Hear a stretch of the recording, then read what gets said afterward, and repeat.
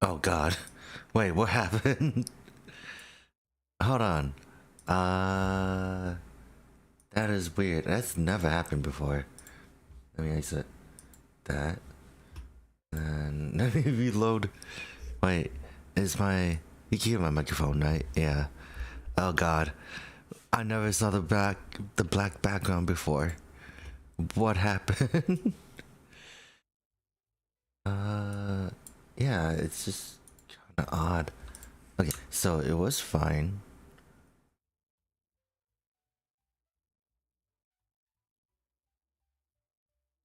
Okay.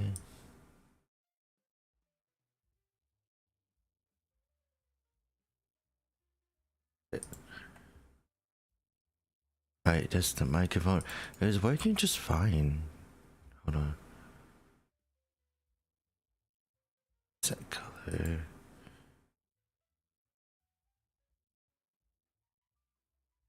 Oh. Let's see. Oh, this never happened before. Excuse me.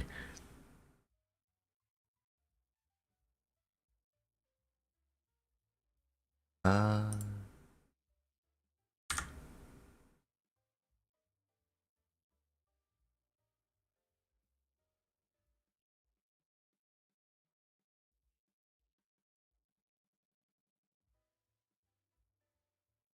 Oh. Oh boy. I'm having some pretty funny issues.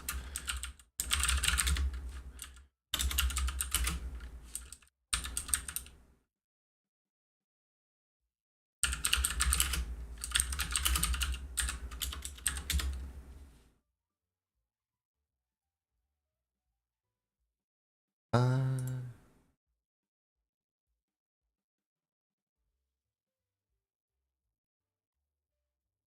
Filters. Then.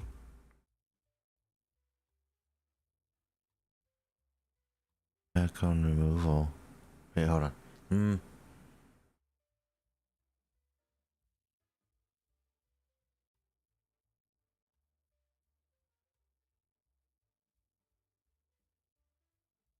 Oh, my key.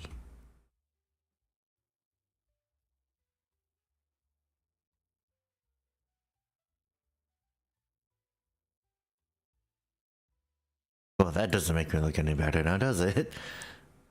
Uh. Magenta?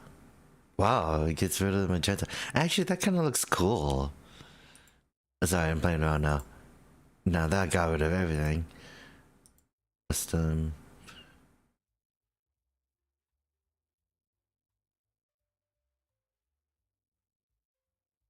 Okay, with this. Ooh.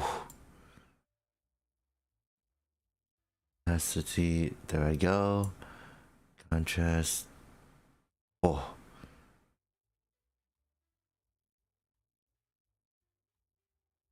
Right. There we go. Gamma. That's not gonna work.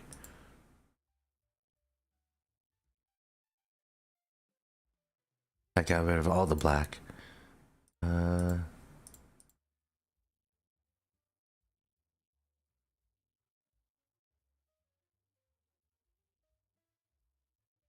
That's not great. Oh yeah, definitely. I'm trying to fix my model because something happened. Uh, let's get rid of that filter though. Because now I'm just, nothing is happening. Filters. Get rid of the chroma key. That's how it happened. I don't actually know what happened. Why is it a black box?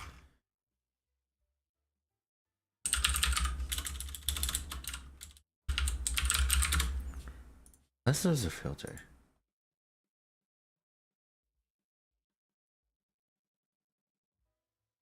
Right, then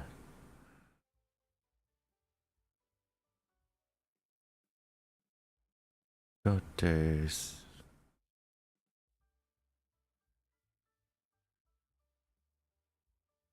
Color correction. Cancel.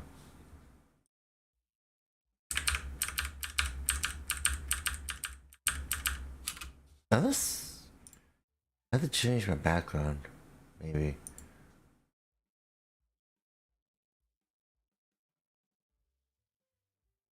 Bounce. Turn. Oh wait,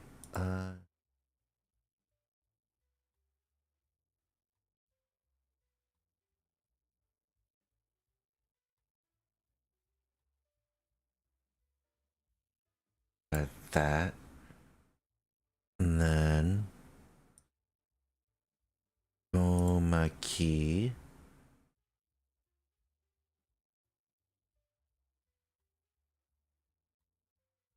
That's bad. Hold on. Change that blue, which is not great, but it's showing magenta. Well, that kind of worked. We got rid of my colors too. Let's do white.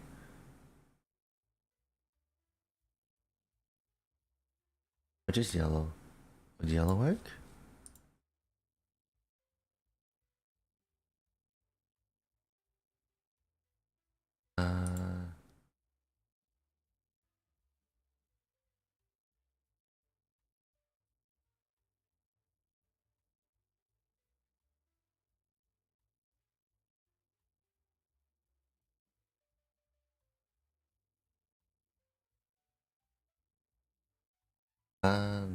Huh.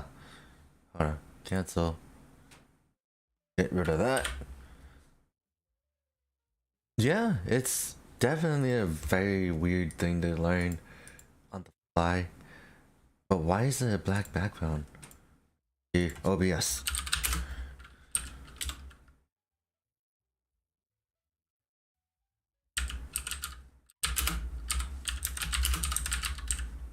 Black background or OBS.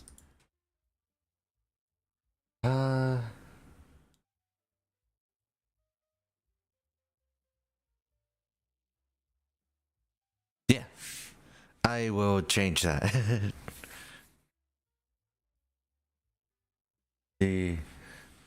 I'll make it a little darker. Hold on. Let me put this guy in here. Oh yeah. Is that? Yeah. It's definitely an issue. Hold on. Wait.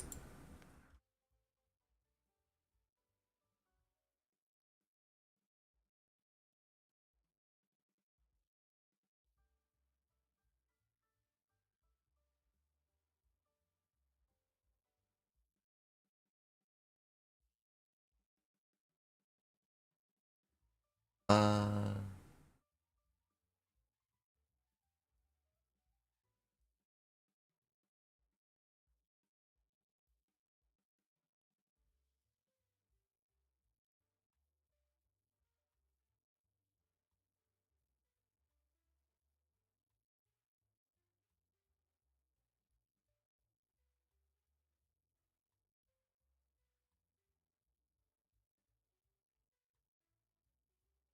Oh god.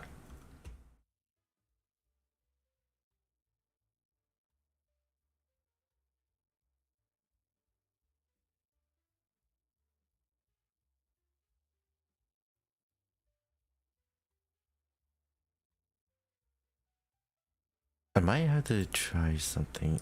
Luma key? What is Luma key? Wait, that worked? Hey, what do you know? Thank you, Luma key. Alright. So, sorry about that. I spent about 13 minutes trying to get that to work. But not 13 minutes, like 10 minutes-ish, around there. Yeah, oh my god. So, without further ado, long thing. We are actually gonna be. This guy is a kind of a dead giveaway, and if you didn't know from the thing, the title itself, I'm still debating. So, we do have a Strike Gundam, entry grade Strike Gundam. We have a Strike Gundam, and we have a Strike Gundam. So we are building 3 Strike Gundams in one stream, and the reason why I thought this is a good idea is because it's all entry grade. So I thought that maybe I can just build them all, since it doesn't take too long to build an entry grade, right? How would I know? I have like 2 granddaddies, and one is the regular version, the other one is the American version. Do I have them with me currently? They're in a tote somewhere. But yeah. So I got 3 different versions of the Strike Gundam, and yeah, I was just thinking, like, if we build it in order, we could go with this guy, then the recirculation version. The only difference is that the recirculation is black and green and has stickers. So this one is just bare bones. This is just green. And then we got the Build Strike Exceed Galaxy. So I hope it shouldn't take too long. And here's the other problem. So since I'm building these as kits, right? The only question I've had is basically, should I manhandle it? Like, just build it by hand?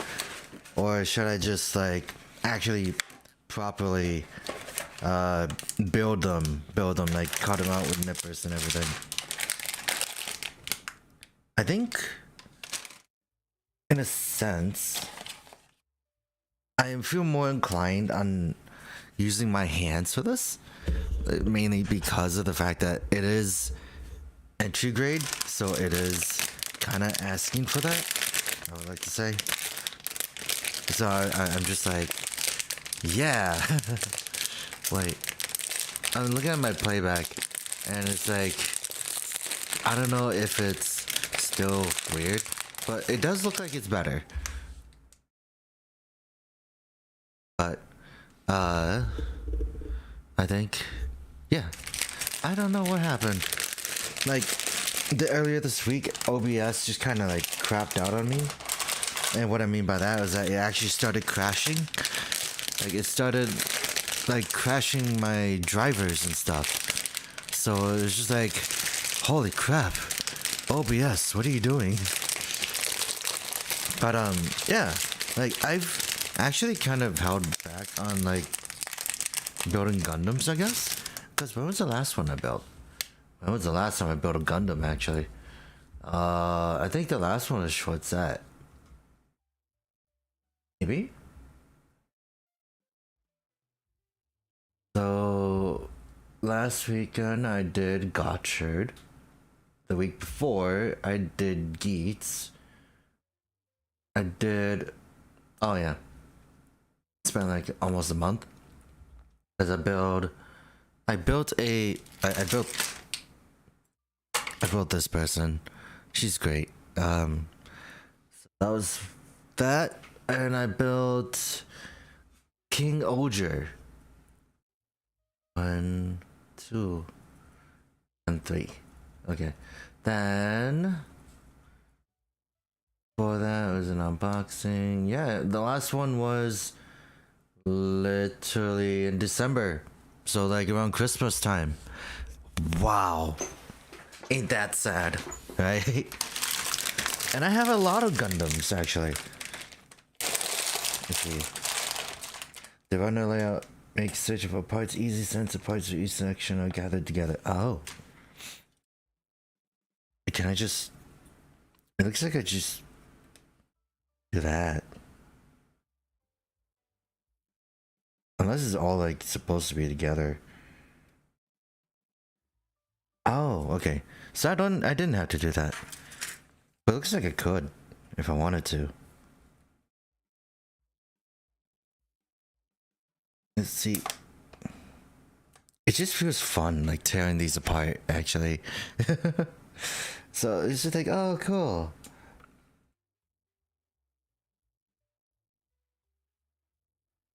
It's like there's... Oh, Nope. Okay. And then that's so satisfying to do. I'm sorry, it's just like, yeah. So we could probably push this aside, push this down. I originally was actually gonna give myself like a different accessory. I might do that later, but I oh yeah, it does tell you the parts list, and there's like a little division down the line. Intricate processing may create small differences in the parts during manufacturing. Okay. Yeah, it does tell you could just basically take him out of the runner. So we could do that. I'm gonna do that, and if I remember anything from this, the recirculation shouldn't be any different, especially since like it's an entry grade. I don't really think I might bite my own words, but I am interested in seeing how it goes. So let's build.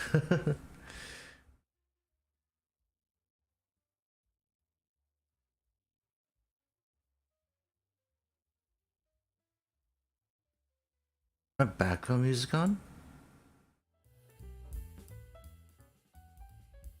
Hey Megadong, you're just in time.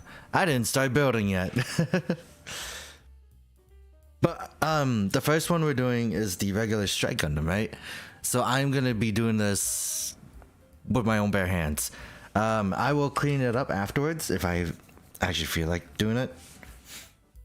So that's kind of my own issue.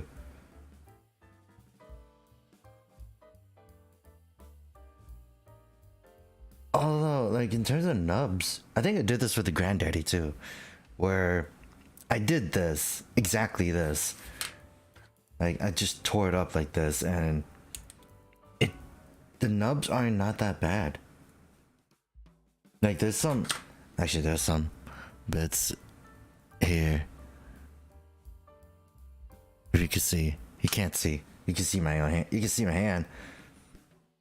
But there are some bits. Where's my filer?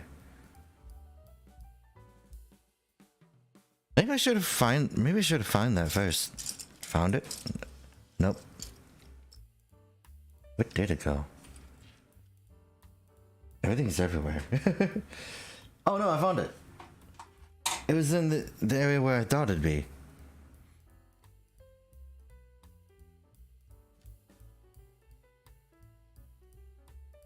I didn't actually think I'd be using a tool right off the bat, but that's fine.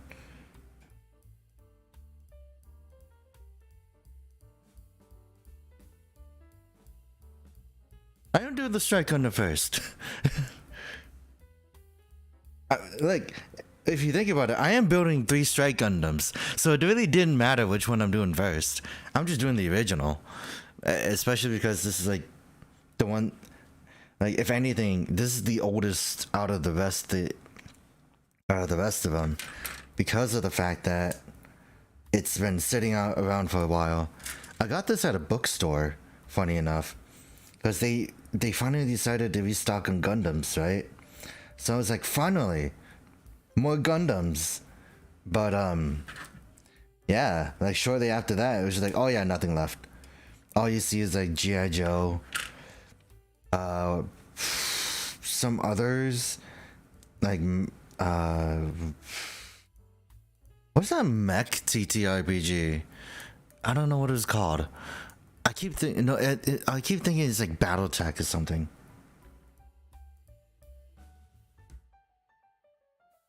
A12.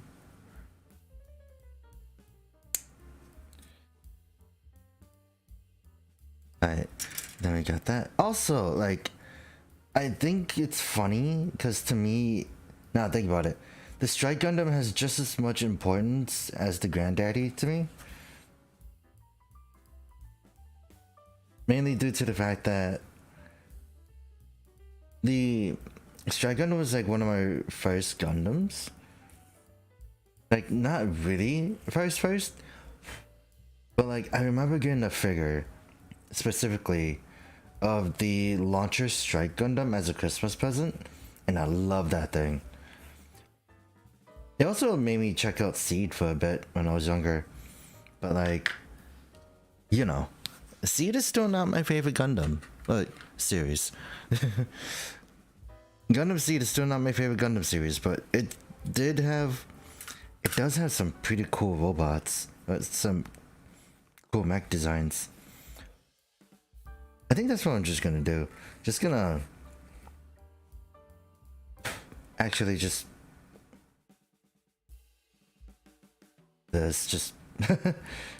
take all these parts out, file them, just for a little more presentation, I guess.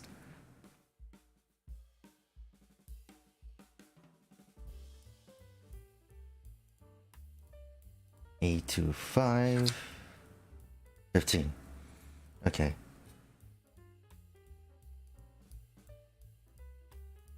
Alright, then there we go. And we did get the head done, which is a lot quicker than I thought. Unless I was supposed to put this on first. Can you guys see it fine? Okay. I think I might have to actually take this out, because I think I should have just put it on first.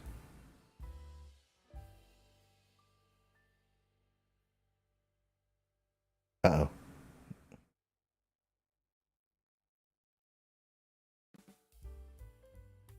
Where's my part separator? There you go. First time I had to use this for this stream.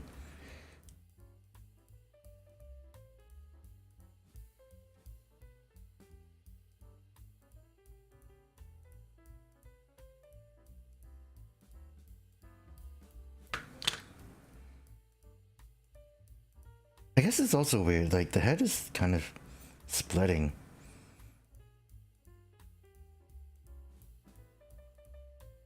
But I guess it's fine for now. Yeah, I might as well just try and see what I could do. So I'm thinking about, like, it's a mix. Like I could probably just like buy an. I am thinking about buying another Strike Gundam again. Oh yeah. I would say entry grade is one of those things where you don't have to worry about being good at it, because it really is just simple.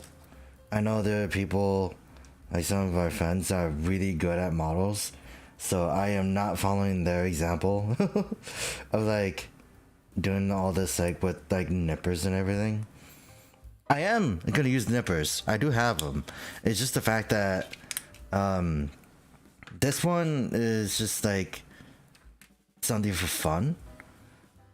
Okay, 4, 8 to 14,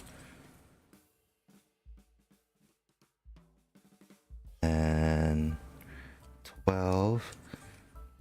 But like I'm doing this as like what a beginner would do if they didn't have a if they didn't have the tools. So it's just like, yeah, it's definitely a very interesting thing. Right, and then A13, yeah, okay. But I am slightly using tools because I am just cleaning up some of the nub marks, because using nippers actually makes this a lot easier to clean. Also, like it's interesting. Like my first actual first Gundam series was that I've watched from beginning to end was actually Iron Blooded Orphans. I don't know what was about it, but I really liked it. Where's B2? Right here. Was it 12? 12. Then here.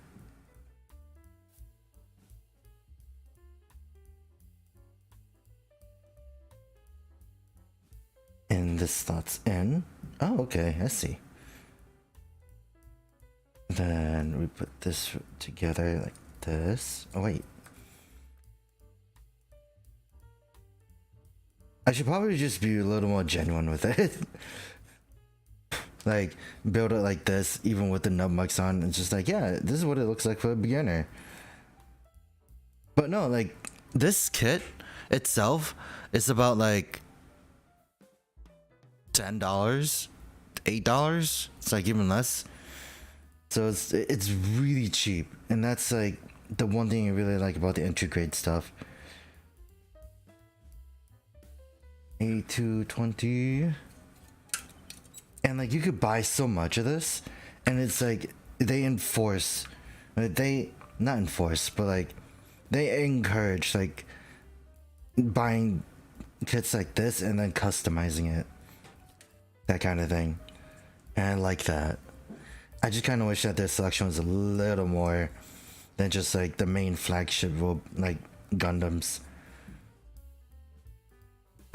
A14, yeah, here.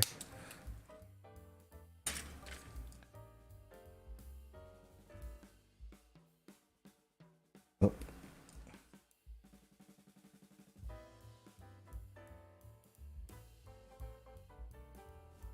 Is that how it fits?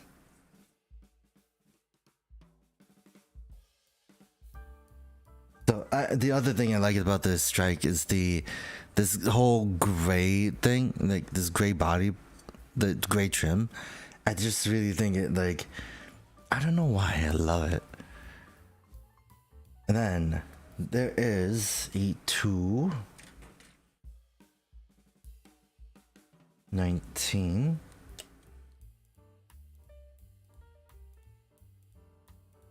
neck. Then A18 and A28. Oh, here it is. It is A28. Like this. There we go. And then A18. Oh yeah, like, I remember seeing the first episode of Seed, right? But I wasn't interested in it. I just kept looking at it and just like, okay. The best way I thought about it was basically the best way I looked at Seed, and it's not anything bad. It's just like it just reminds me. I just keep looking at it. It's like, this is just a retelling of the first series, isn't it? Except just like, I guess like just pretty boys like arguing about their own like beliefs and everything like that. So that was kind of the only thing I know about Seed. 6. But the one thing I really did like I keep saying, is the mech designs, because the cool bit about it for me was that it, like, for example, like the Strike, it had multiple like weapons called the striker packs, and it's still kind of true to me. Where I do like the striker packs, and I like them so much that I actually decided to just get the ones that are releasing recently. So there's that. I saw that P Bandai had like pre-orders for a real grade Strike Gundam, but perfect grade, real grade perfect Strike Gundam. That's what it was. And I'm like, okay, should I get that? But I didn't. It was $40 too to pre-order, so I'm like, I don't know. I just remember hearing the real grade isn't that great. So I just kind of held off from it, unfortunately. I mean, like, that's like me holding off on getting like the build strike, because I think this build strike I have is the first one I have. So it's like the first build strike I actually have. It's kind of sad because I sat out on it. I'm like, the kit is so good, but I don't know if I want it. But like, I say that, but we got the wing gunner Fennies. The Fennies? I just call it the Fennies. So it's like, okay. Double standards much? I even got the master grade red frame ashtray because of the fact that it's like, yeah, I don't like stickers. And then now you look at me and it's just like, you know, I don't care about it. Just because of the fact that it has stickers doesn't mean it's gonna like make it look cheap or anything. It's like, for someone like me who barely paints and like isn't skilled enough for it, it's fine. It gets the job done. I know Iron Blooded Orphans was a really bad example of like sticker usage and everything. I don't actually know what happened. Also, with just the nub marks, if you could see.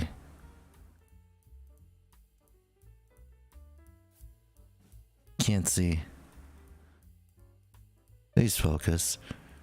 You can see like a whole bunch of nub marks. It's pretty bad. So, I'm gonna clean that up.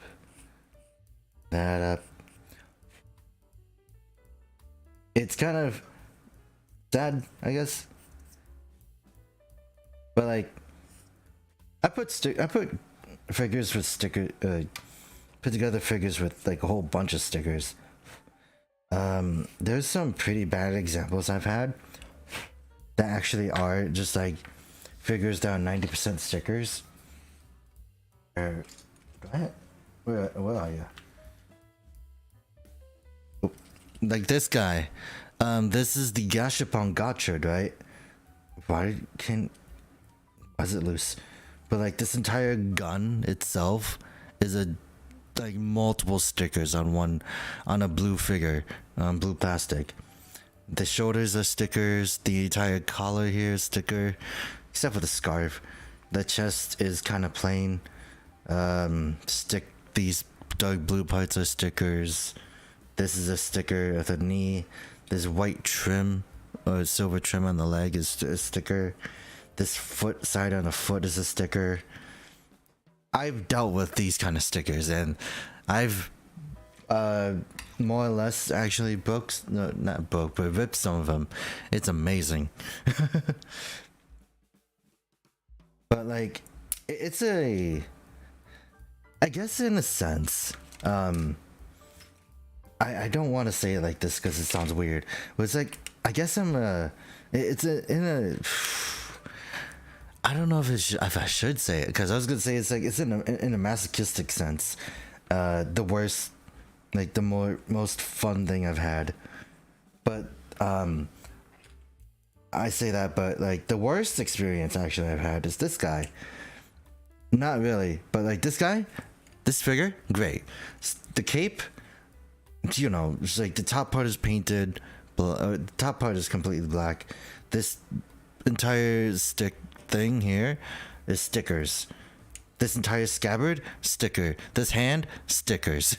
This entire sword, this is very gummy, like a very bendy gummy sword, like bendy, and it's like it sucks, but it's all stickers. Why is this gummy? Why is it like that? I don't like it, and that's why it's just sad. Anyways, I'm deterring myself from this strike. But like, that's kind of like the issue I had, where it's like, please make up your mind next time and maybe not make the sword or anything important to that character, like maybe like refrain from making it like gummy like that. I don't know, because it really sucked. God. But other than that, like, I don't have an issue with stickers other than the fact that it's just sometimes what it goes over. Like, I know, actually another one was Seeker, right? because Seeker is fine. It was very concerning at first when you had to put a sticker over the horn, but like in the end it worked out. I think I needed, okay, 5 and 6. So that is done for that plate. This one is the next one. I like this. This is like the end frame for the shoulder. Where'd it go? It went with the other one. Okay. Wait. Wait. Did I forget a piece? I forgot a piece for the head, didn't I? A217. I did. I jumped the gun. I forgot his Vulcans for his head. That explains why his head felt like it was splitting.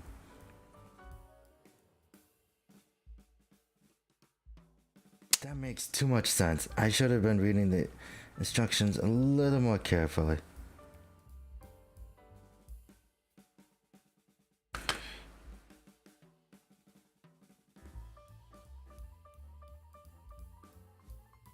Wow. Took me this long to realize. I'm sorry you guys have to watch me. There we go. Still kind of a cool silhouette though. When you just... like, this is a really cool mask. But anyways. I know a lot of people like, yeah, I like the, like, as now it's finished. So, like, it's kind of sad because people are like, yeah, I like the high grade better than the entry grade. But I'm like, but they're not really the same. But like, this is like so, this is easy, like way easier to find, to be honest. And for a good price too. Unless someone sells this for like $20, then what's wrong with you?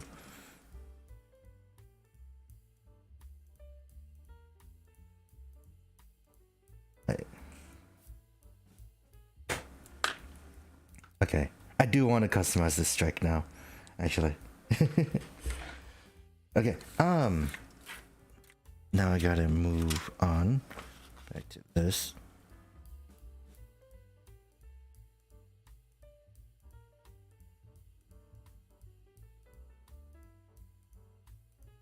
And moving that over to the other arm. Oop. It was that. Is that? But yeah, I have been thinking about building more Gundams on stream because I haven't done that. Yeah. Yeah, this kit that I'm building right now, I got from the store. The other two I pre-ordered. So it's just one of those things where it's super accessible. Especially since like since COVID happened, like this has kind of been in a boom. And it's not that hard to find. Just Google it and you'll find it. That's like the best thing I could say. I would say be wary of prices though. Don't go to Amazon, especially because like Amazon really loves to like overcharge. Because like there's some kits that are like that sell for like about, wait, this runner's done.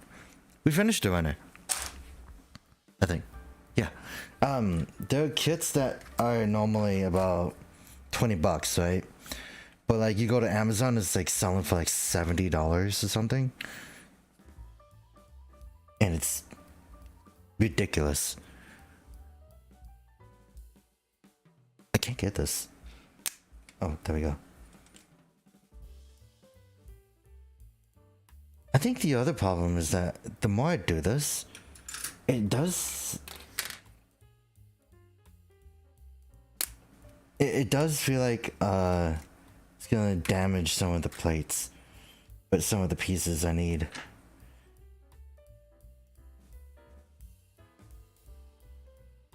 There we go. And there we go. It looks really nice. The white and gray and everything.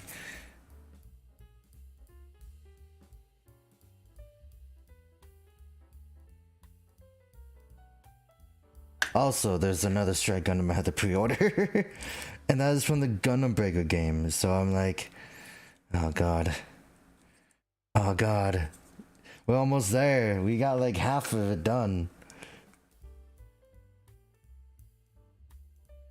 Wait, slide in. Thank you. I think no, the next one, I put a little more care into it because of the fact that this is just a test bed. I say test bed, but it really isn't a bed. Alright, then.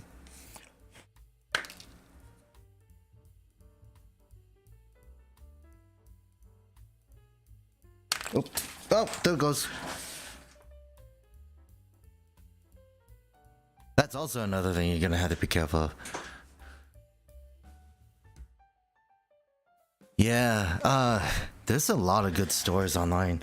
I would say be careful of the Japanese ones, because that may be the best place to get them, like HOJ. But you're also gonna have to pay like double the shipping, or like maybe like you get like one thing and shipping is like doubled. It really sucks. But that's the kind of inflation we're at. But like, there's so many. You could even pick stuff from the 90s. God, I just can't stop looking at this. Look at this. This looks good already. And this is like no stickers or anything. And like, it's so nice. Right. But now we're doing the waist. A B22. Oh, that felt nice. Then B128, no, B18. Also, like, with some kits, you're able to like cut the middle of this thing, which is the skirt piece, right? You have the option to. You don't have to, but like, I think people like it because of the fact that like you're able to separate it. Not every kit though benefits off of it. One of the kits I had a long time ago, the 00 Sky, right? He's broken apart now, but that one was not a good example of separating the skirt piece, the front skirt piece, because of the fact that it didn't stay together afterwards. So it just kept falling apart, and it was sad. And it's like, it made me incredibly sad. It's like I spent money on this, and I can't get another one. Especially now, like you can't get another one now. Wait, A2 15. Oh no, we're not done with this runner. We had this one piece left. I didn't think they blue. I didn't think the crotch was blue though. Huh. That really tells you how much I really don't pay attention to that area. Then, wait, hold on. We're not done yet though, but I'm gonna leave that there and there. Then, now we gotta do 24. And then another 24, we're doing both legs. It's actually telling you to do both legs too. And B3 and 4. Wait, this run is done. Okay.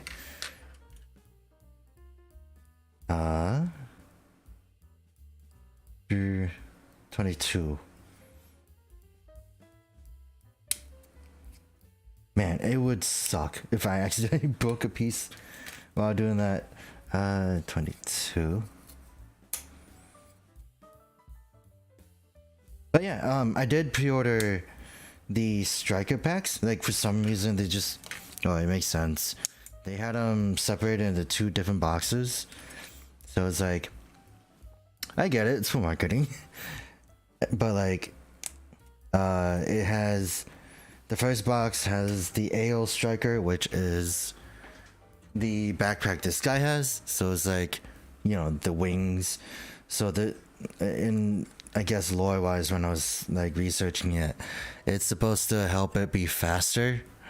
And then there's the sword and launcher sets, which is basically just launcher is just a big cannon, and sword is just a giant sword. And it's great. Like, I think those were like the times where I actually really did like. I was like really into like the seed designs. I still am. The seed designs are really good. I just wasn't into the story. Right. Okay. I think we should just put this together first, though. This? Like that. Okay. Also, I heard the Holofest is going on. I've been seeing a whole bunch of good things about it. So it's definitely interesting. Because I'm like, I kind of low-key want to be there. But, it's definitely like one of those things. I guess it's like a part of my a bucket list, I would say. As long as they keep going the track they're doing. Oh god.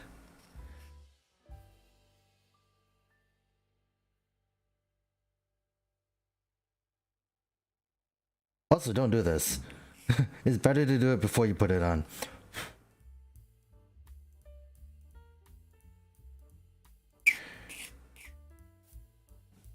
Also made a weird squeaking noise. That didn't sound good.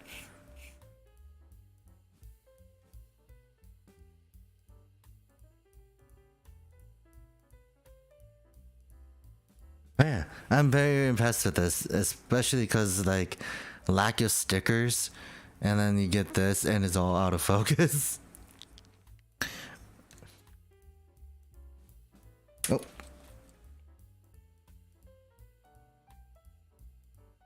But also, like, this is also the bright side of not having carpets, where it's just like, oh yeah, the piece will never get stuck, or the piece won't like the smaller pieces won't disappear.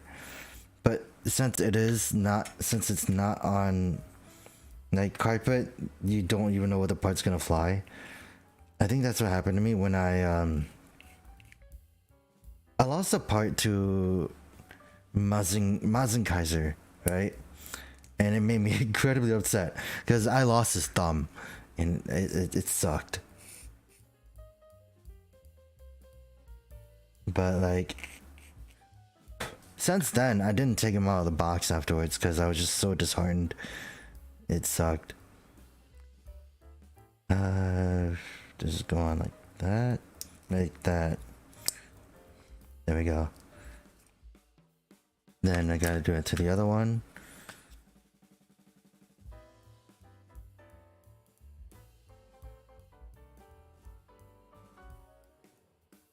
Then front part shouldn't be too bad. Now that's what you shouldn't do. If you committed to making sure you clean every part, you clean every part. But I'm gonna do that to the next one, since the next one is mostly black plastic. So that's gonna be fun. Why is this not fitting? There we go. Then I gotta clean this one off.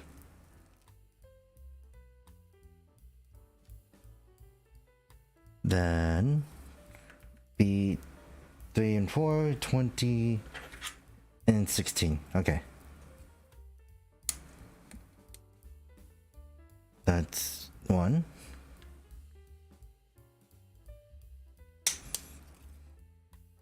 That's another one. And then 16. Oh, there it is. Yeah, this is actually a lot more fun than I thought. I do have a lot of other, like, I have one more, like, after all this, I do have one more entry grade, but I am gonna probably build out of my own time because of the fact that it is basically just the granddaddy. It's the Law Gundam from Metaverse, right? And I can't tell you what I remember from Metaverse because I think I just kind of had it in the background. And it's just like, it's only 3 episodes. And it's just like, main character wins by using an entry grade against like mobile armor. How does that work? I mean, no one really knows. But it did feel like a fanfic, I guess. And it just wasn't that great at doing so. Because like, it didn't really give you that power fantasy, I guess, that build fighters or divers had. It was just like, oh yeah, this is our own Gundam. This is like you don't see it like upgrade like down the line like how build fighters did. It just kind of went like, yeah, main character just won, I guess. And it's just weird. Okay, that also, like, the joints for these, like the C clips, are really nice because that kind of gives you options for customization, and I really like that. Oh god, I should probably clean up the side of the legs though.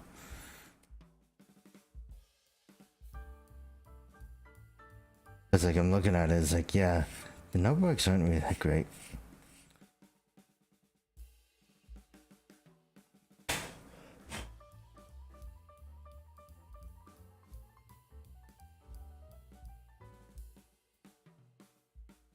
Also, I should not be the person that you should go to in terms of like how to customize models. I only do this for fun. I'm not, like, the funny thing is that I'm not serious about customizing, but it's always fun. Like, it sounds fun. I still have to finish that big one I need to do, right? But I haven't done it. Like, I haven't worked on it. It's right next to me. It's staring at me straight in the face. And it still has putty. Like, it's still held together by putty. And like, I really gotta get into this thing where I gotta like actually get the stuff I need to make it better.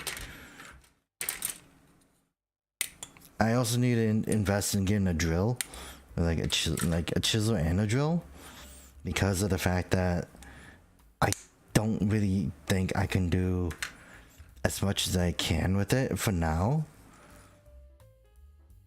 It looks like shoes. Like, it has a flat bottom, which is really interesting. So that's like the most different thing I've ever seen. I got that. And then we need that. This is obviously the hip. Taking that out too. But going back to Metaverse, right? I liked it for its theme song because of the fact that Back On was back on it.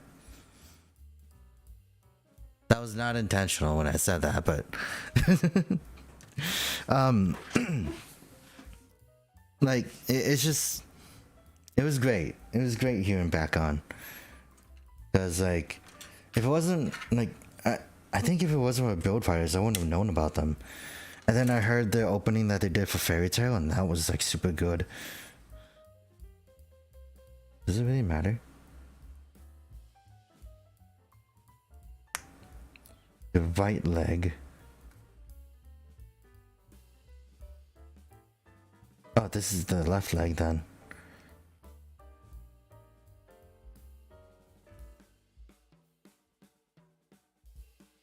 Alright, we got that. Then right leg.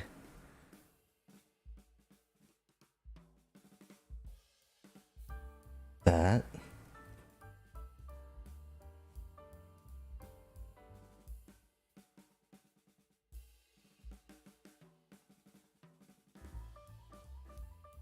And then we got that together. There we go. And whew, really good at ankle articulation. You could do that. Okay. Next one. I'm just gonna assume that you just put these on. I think that's like the only bit left. Maybe? Yeah, it is. Then put this on. It doesn't click in. It's weird. I guess that's fine. And then side skirts.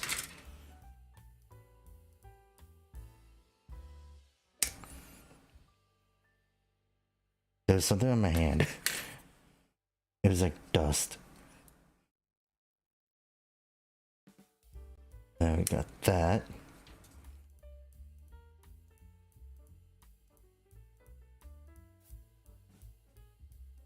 And then we get to put that together.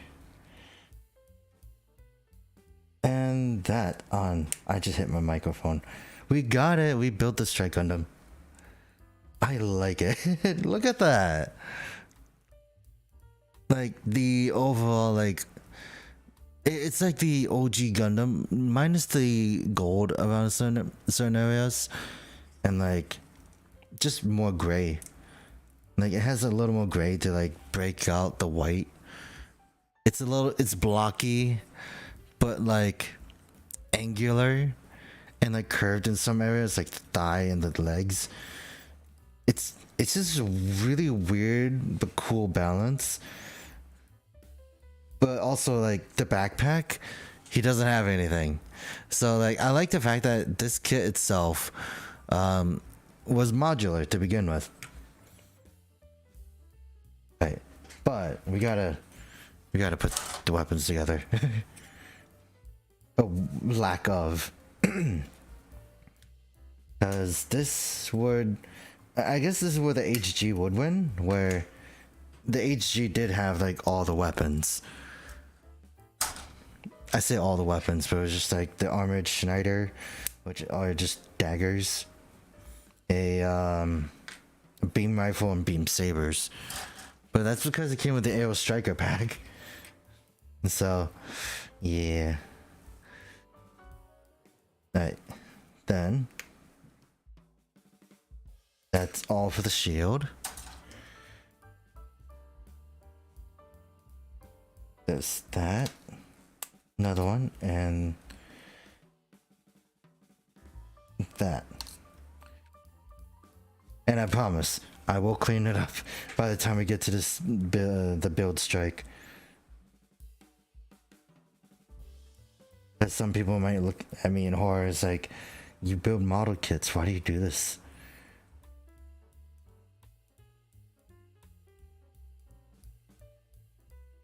Oh, I see. It has a little indentation to tell you.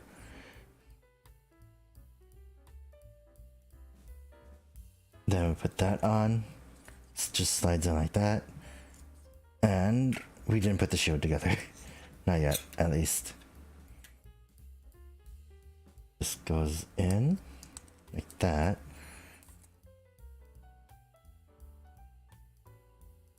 This over.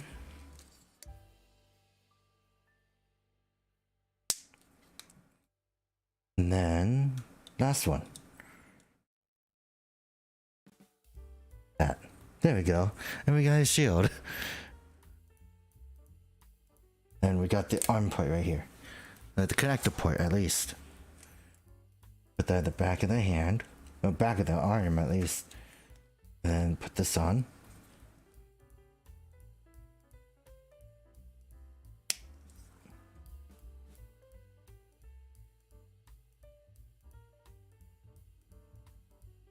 And then there we go.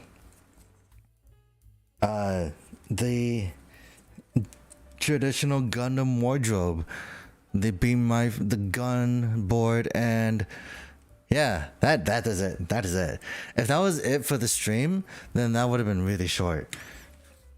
But like I said, I'm an idiot, and we got 2 more to go.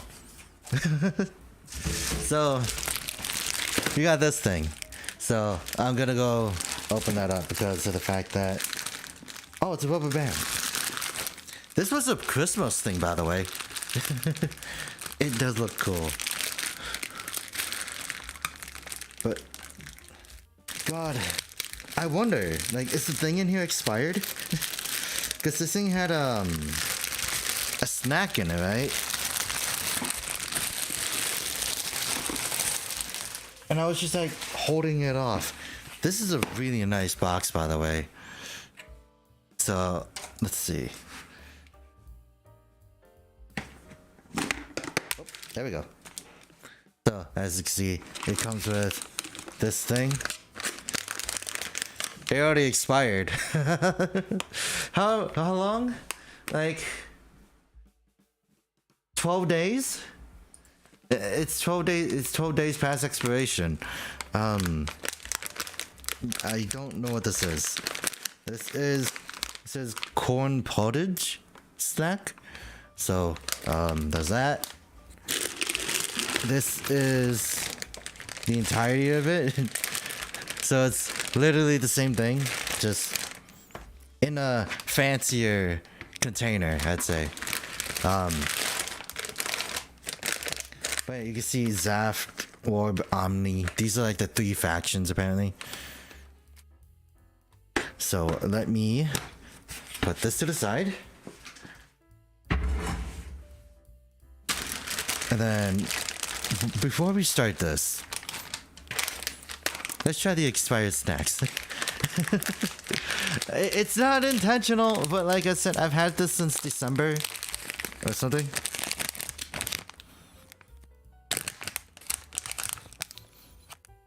It doesn't smell like anything. This is what it looks like. So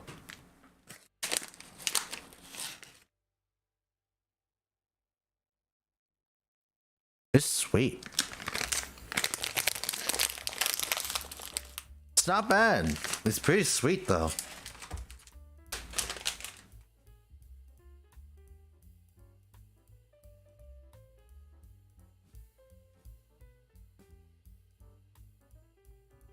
It actually tastes like corn. Holy cow. Okay. Anyways.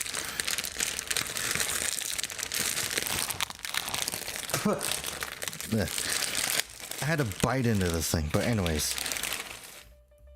Oh, here are the stickers. This is the only thing it comes with. This is the recirculation symbol. But if you want to know what recirculation means, it means that they reused the plastic that they had before. So like these runners, they actually just melt them down and reuse them. So it's one of their, like, this is what they call Ecopla. So it's really cool that they went and decided to go do that. Should I just quickly build this? Because it's all the same.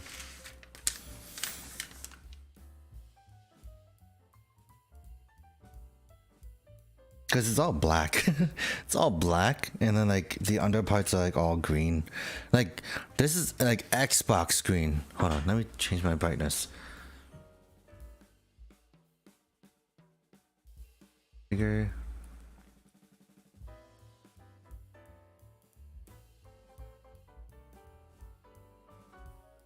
Yeah, this is like Xbox screen. And then like compared to this, it's just like, yeah. Actually, that makes it even worse. Hold on.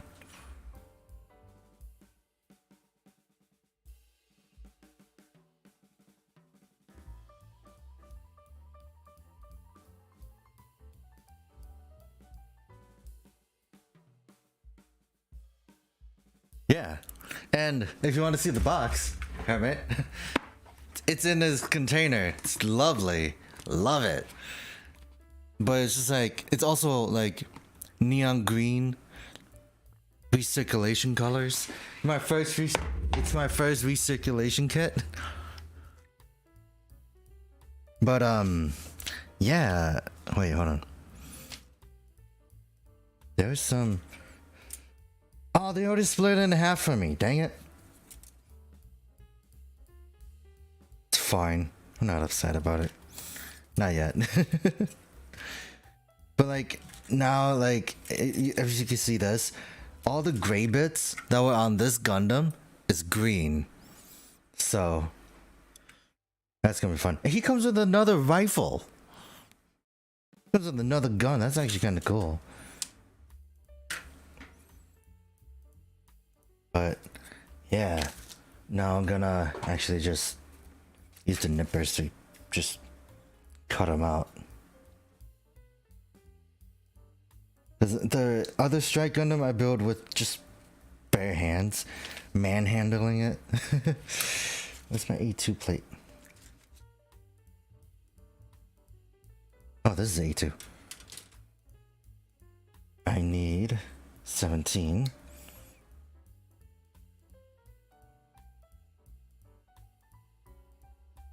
Then this one right here. Looks like it was ready to go anyways. A1 1 right here.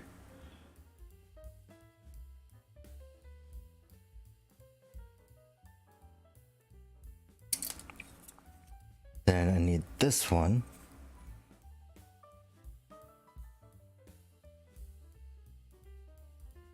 Yeah, actually, hold on.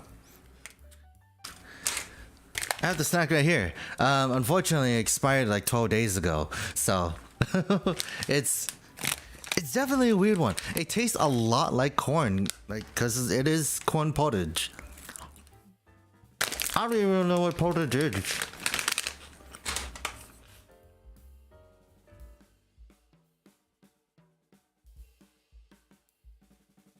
But I could say I'm not a big fan of it. It's not bad.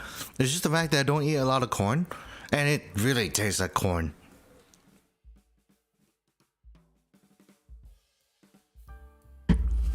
So it is strong. But apparently I saw someone like review this thing too, right? But like the only complaint they had is that it didn't come with it used to come with 2 snacks instead of 1. So I was kind of surprised when I heard about that.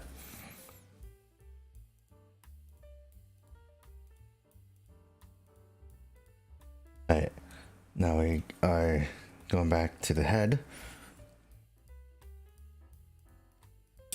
Oh, wait, hold on.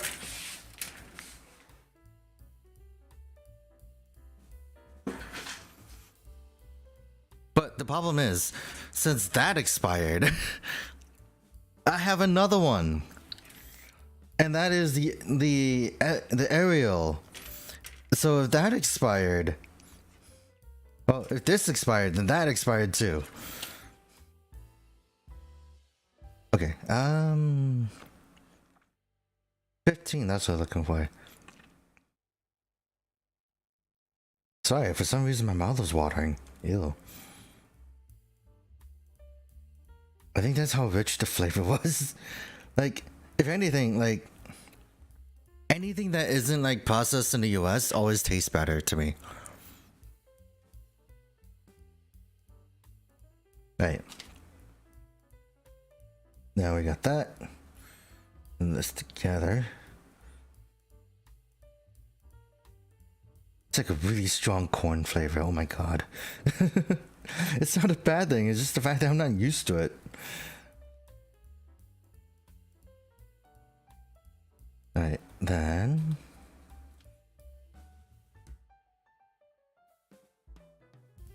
put this on. I just stabbed my finger.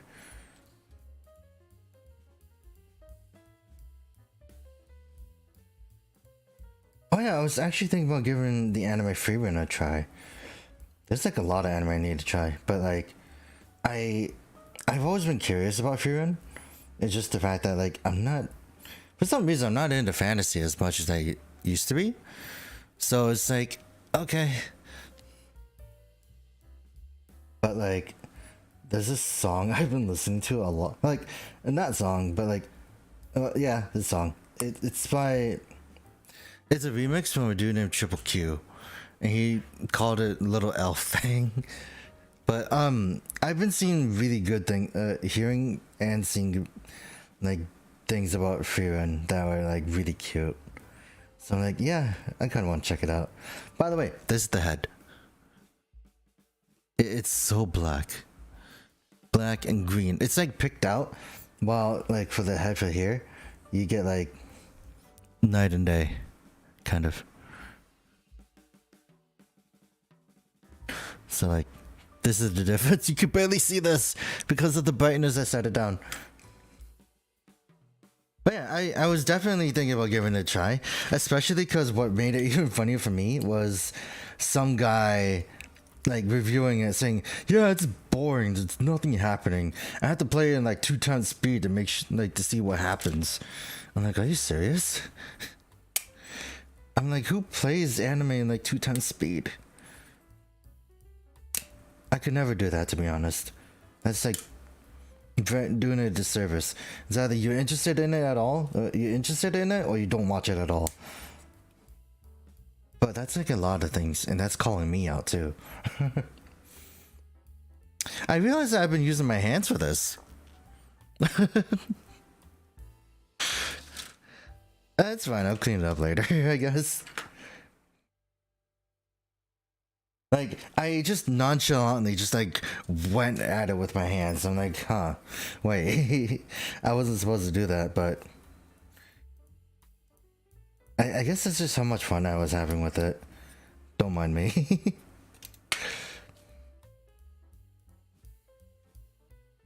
And I'm just like autopilot too. I love it.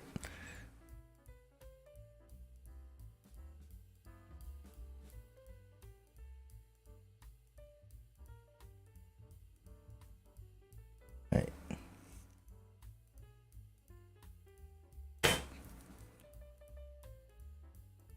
I gotta get myself back in the habit of using my nippers.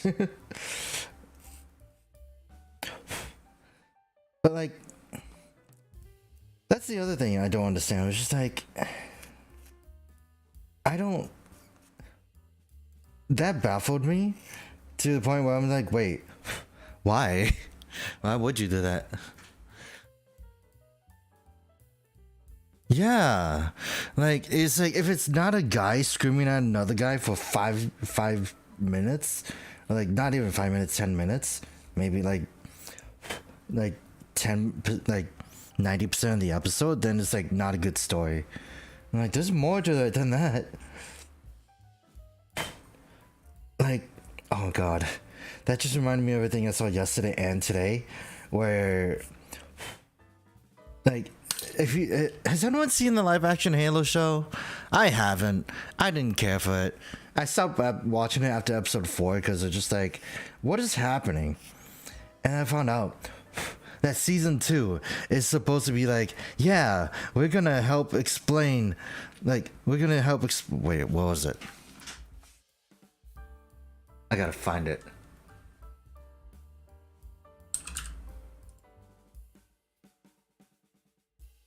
Yeah, like, I think that's one of those things that I liked, where it's definitely a really cool one. Hold on.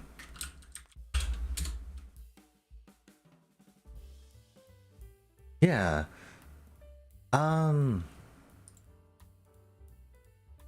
Okay, so this is what I remember seeing. It was a tweet. It said, Halo show executive producer Kiki Wolfkill says she was concerned about keeping Spartans out of their armor for so long during season 2, and explains they decided to take the creative risk to show John's relationship to the Master Chief.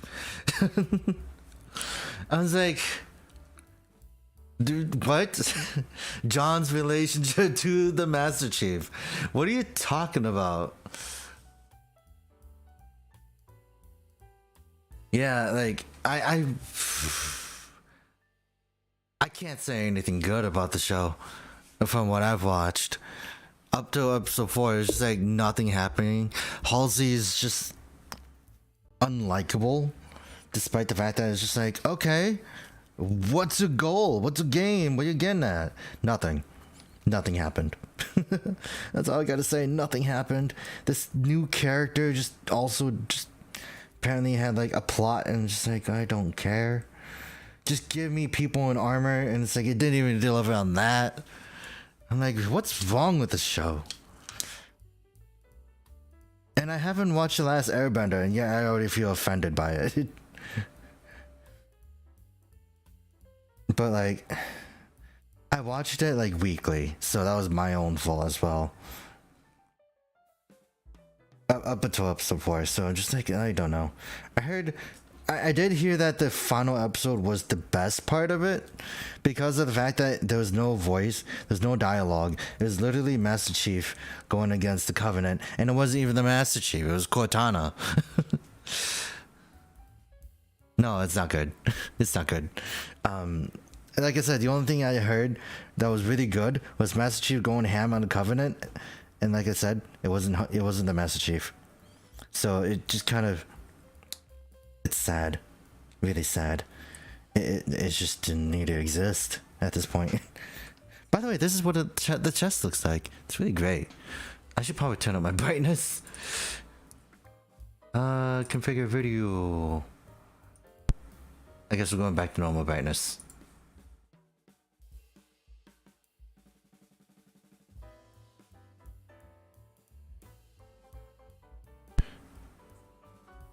Yeah. Yeah. Like I don't know anything about the recent Netflix one, but I know that people also didn't like it. And, well, actually, it's like pretty mixed, but I saw from the lack of it. So like, people liked it, people didn't like it. One of the interesting things that I haven't really watched yet was the fact that Mume had to say. Mume said something about it. Nanashi Mume from Hololive. So she just didn't care. like, it's fine. I thought it was funny, the fact that she just kind of voiced her opinion like that. And it's not wrong. That's why I find like that kind of medium really hard to do, because there's not, everyone has like a completely different thing they want to do with it. So it's just like, okay. And you get like the M. Night Shyamalan The Last Airbender that I still have yet to see. I'm planning on seeing it soon. You get like so much more things. I also realized I've just been manhandling everything. I'm kind of torn, but I'm just like, whatever. I was gonna use my nippers, but I've been having way more fun just ripping these out of my hands.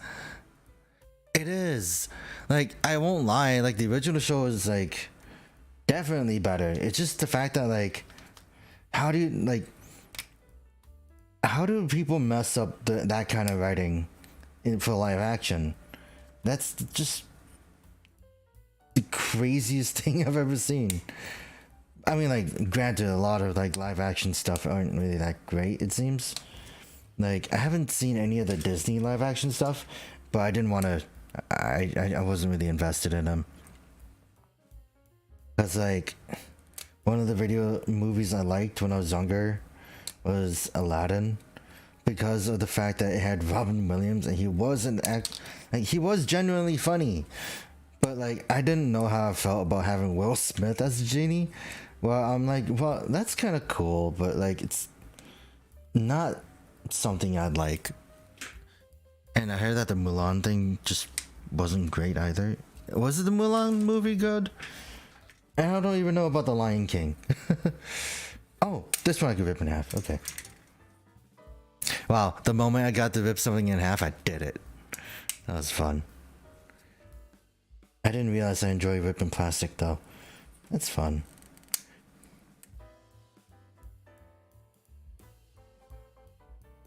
God, now that talking about that, it reminded me of like the live action Snow White movie that was supposed to happen. and like hearing the drama on that wasn't great.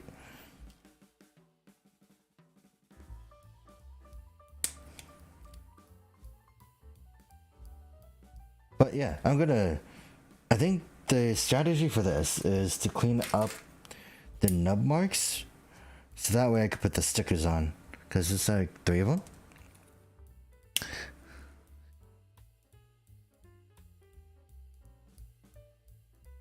Yeah, that makes sense. Like, I still have yet to watch the live action One Piece, but like, I heard it. Like, I've seen the first 4 episodes with people, and it was good. Like, it was very creative. It was great, but like, that's like a rarity too, because like you get like live action anime films or series, and it's like it's a mixed bag because either people really like it or really hate it or just in between. And it's like I don't mind because if it shows like that, it's like 20 plus episodes, right? Or like not 20, it's like 50 plus. It's like multiple seasons and it's still going on. So like that's kind of like I think I remember you're still here. I remember you telling me about the Yu Yu Hakusho thing, and I'm like, oh yeah, I should check it out. I didn't. Sadly, I haven't had the time. But like I heard it was good. I heard Yu Yu Hakusho was really good.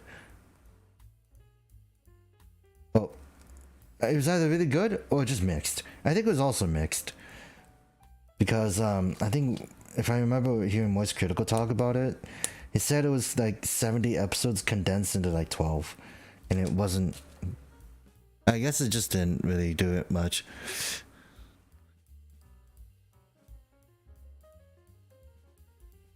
Oh yeah. Um. Yeah.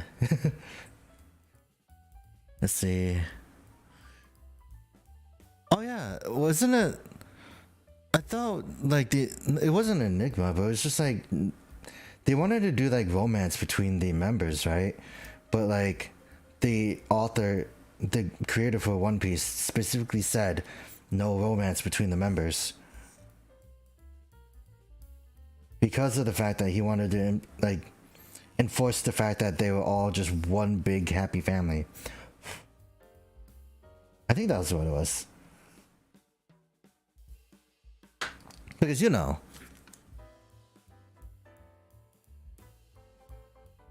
Yeah. God. Whole project getting axed. Crazy. Man, this is like just green. My light is not doing it justice. Hold on. Turn this off. Oh, that's not doing it justice either. Like the green is a lot more neon than how it's showing up right now. So, like this looks a minty green, right?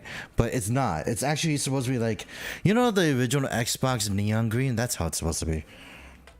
It's just the fact that this is too blue. So it's like trying to balance itself out, I guess. It sucks. But like this, going back, like going to anime, still diving into the realm of anime. Like my favorite live action movie of anime is Bleach.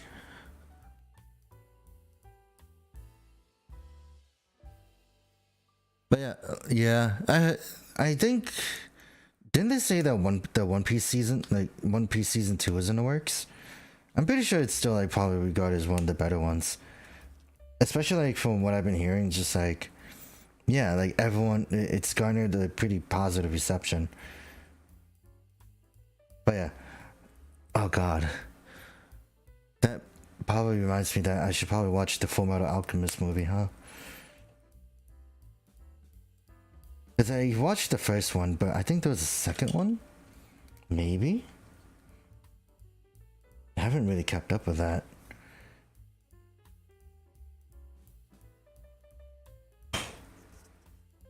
Alright, then next one.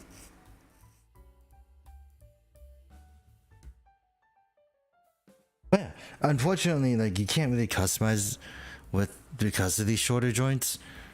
So I guess it's sad. You can modify it at least.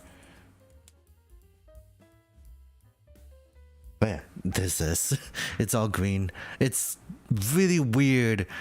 Where I would have expected it like the inverted way, which is like the entire thing would be green and the inner frame is black. But this is a nice one too. Okay. Then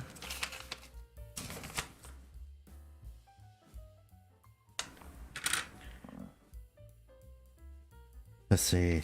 Oh, we get to put the sticker on already.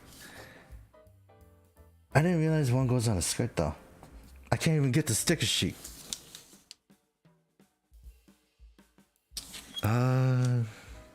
Where's my blade? Okay, so number 3. I see.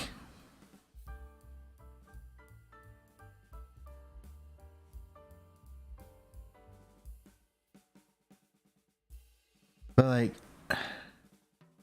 I don't know. I don't know how I feel about live action movies, since like not a lot of it were like they're not bad. It's just definitely a weird area. Oh, this is a weird sticker. Because as you can see, it does the printing, but like it's like those markings for real grade. So that's kind of cool actually. Like I like how it almost doesn't look like one, and it's just the fact that it was just kind of blended on there. So this is at least getting me ready for the real grade, not real grade, the Gundam Breaker version, the entry grade strike for the Gundam Breaker version, because that'll be a fun one to do. But I didn't pre-order the set yet, and that's like $90. 90 US dollars, and I'm like, yeah, let's go. I was gonna make the gun, but I'm like, I could probably hold off. I need that runner's done. I need this piece.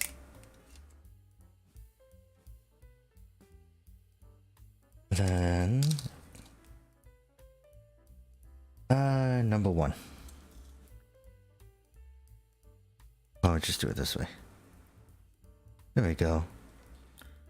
I gotta get into the habit of like folding sticker sheets before I use my blade, because of the fact that it does ruin the plastic. No, not the plastic, it ruins the sticker in general.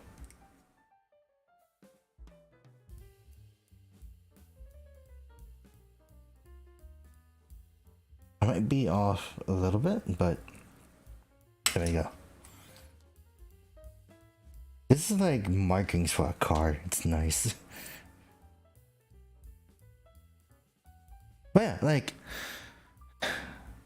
the live action movie I want to have a sequel, or that should have a sequel, is Bleach, because it ended on the part where the live action movie ended on a part where Rukia gets taken away to Soul Society.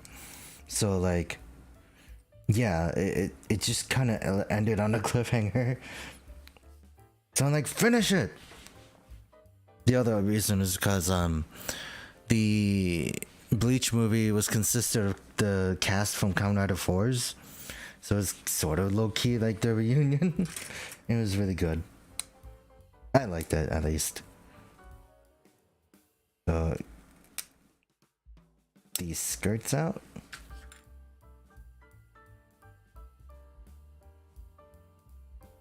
Yeah, we get to break it apart again. Then 1, 2, 3. Oh god. Then 4. And 5. It's funny how I regress just doing this. Yeah, it's true. It's definitely, it's really, it's so true. It's annoying. Like, the things that you want to have a sequel of never get a sequel, but the ones that you don't want to have a sequel always, for some reason, have more than one sequel. Like, I guess, like it's one of those things where in my head I'm like thinking about like some movies that ended on a cliffhanger, and disappointingly so. Like the only one I remember right now is Bridge to Terabithia, because spoiler, something happens at the end, and like, you know, stuff happened. I don't know how to explain it, but like, oh yeah, everything that was in the head came to like happened in reality. I don't know if it made a sequel, and I just remember the ending being like the biggest impact on my life, because I'm like, wait, that kind of thing can happen. But yeah, I think that's also like, actually now I think about it, I'm just thinking about the Marvel movies now, where like people are going through the Marvel like fatigue, superhero fatigue, and Marvel is just not changing anything, and it's just like, yeah, they love heroes, but like a lot of people are just looking at it as like, maybe we used to. I guess, like, I don't know much. All I know is that I'm going through that at the moment. It's just like, it doesn't feel unique. It doesn't feel like it did when it first came out. Like when it's just like uncharted territory, and Marvel's just kind of but it's not Marvel, it's Disney. Disney's just like, yeah, we need more money. Same thing could be said about Transformers, where it's just like, oh, Hasbro, because like Hasbro is just like something. It's like, don't get me wrong, I like Transformers and everything, but it does feel like a lot of these big companies, like Hasbro and everything, just missing the mark to a degree, and it's hard to explain what exactly they're missing on. But like, it does feel like things get stagnated a lot. Oh wait, no. The only reason why I brought up Hasbro is because of the misuse of Power Rangers. Because they did that thing dirty. They treated Power Rangers bad. Like not all the way bad, but it was like they had a really strong start, and then in the end they stopped caring, and it's sad. It was really sad.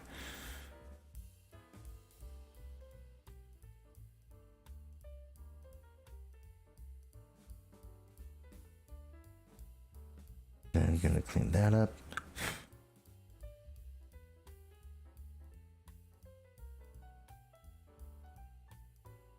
Yeah, I don't blame you. You're not missing much. The movies, like, I've always been into superheroes, but like, it's just unfortunate, I guess, for someone like me as well, who's is now just kind of just looking at the Marvel movies and like just realizing how like some of them weren't that great. Like the best ones I could probably say was like the old ones before Endgame. But other than that, like, I could probably say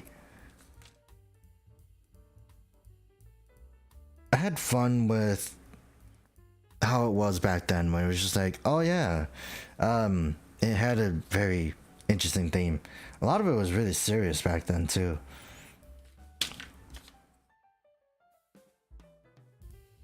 But if anything, Deadpool is one of those funnier ones. Definitely recommend that.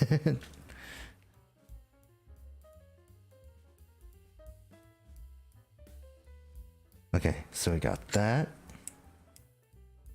We got one leg. So this is what it's gonna look like, all black.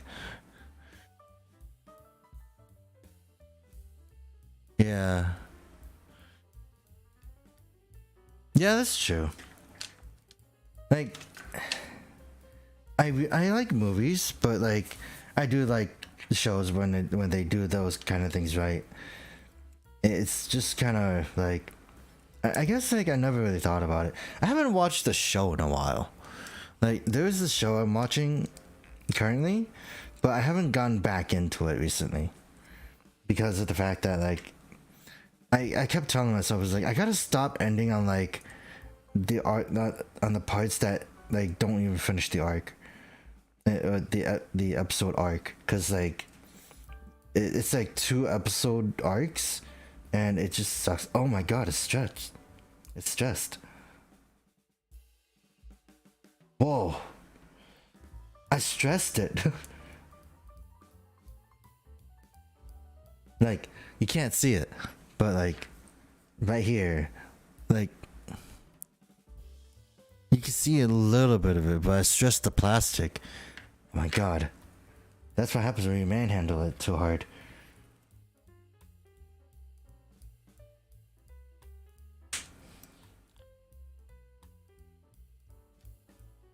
Right. But yeah, like there's like so many shows I want to watch, not enough time. Especially since like I do have the weekend off and everything, but I'm like, I'm here, I'm streaming. Yeah, Deadpool is like pretty self-conscious, I guess, but like it's also like funny enough, like it's on Disney Plus, so it's like it's the only like not safe for work kind of thing you would see on Disney. And the fact that they're like, if anything, Deadpool is like just funny. It just works.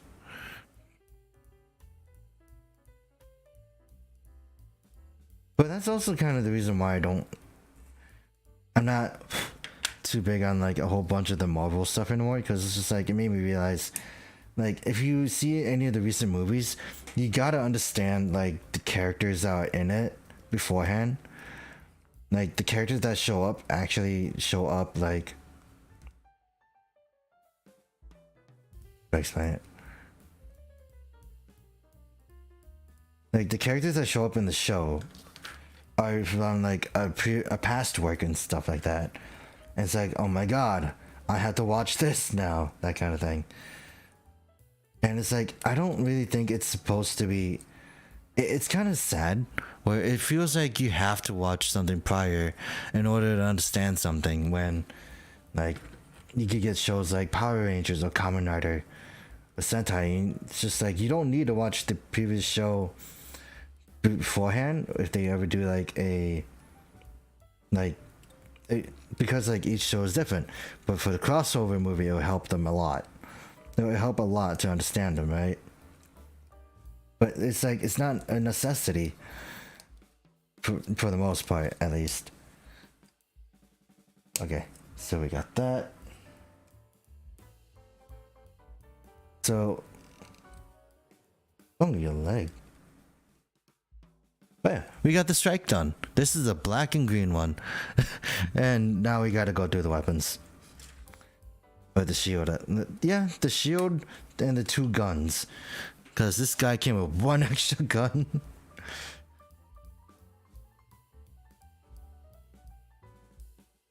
And I didn't realize that he came with an extra gun until now. So, like, you know, it's a win-win. At least it tells you that this guy is slightly different from the other. In terms of just weapons.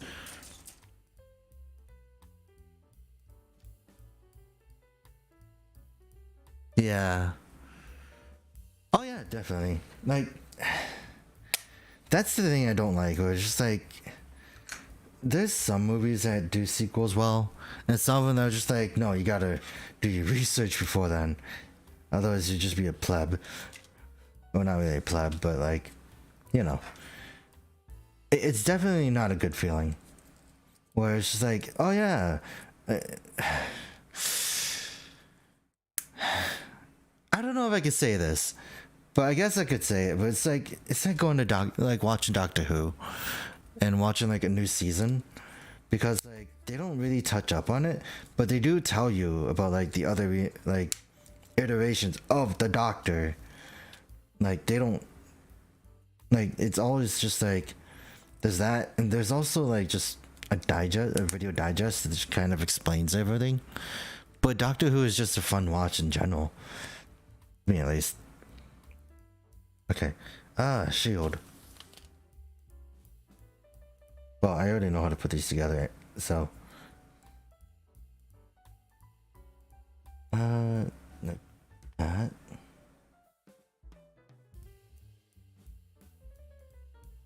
And that on. Then I forgot about the arm like connector thing,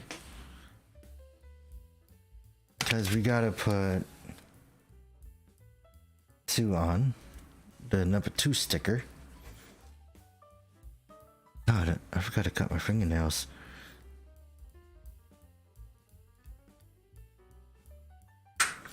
Right. Now we got this, which goes into the middle.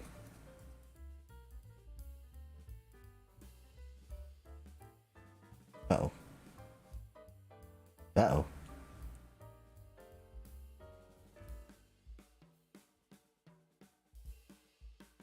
These flimsy stickers are not my favorite. This is what I was worried about. Oh.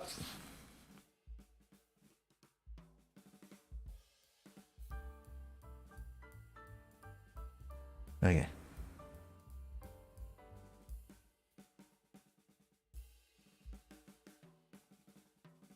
There we go.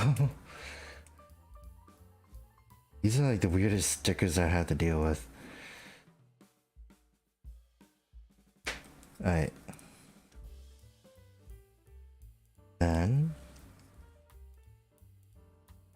it doesn't really matter if you put this on the left or the right arm, by the way. You can just like turn it around and it'd be like this. So it just goes on the right arm. But I think most is just on the left or right arm. So it just goes like that. Then here is the gun. What is this, by the way? It doesn't explain what it is.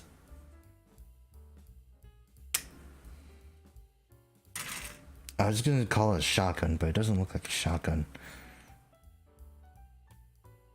It looks like one though, but it isn't. Wait, this isn't fitting in. No, it is.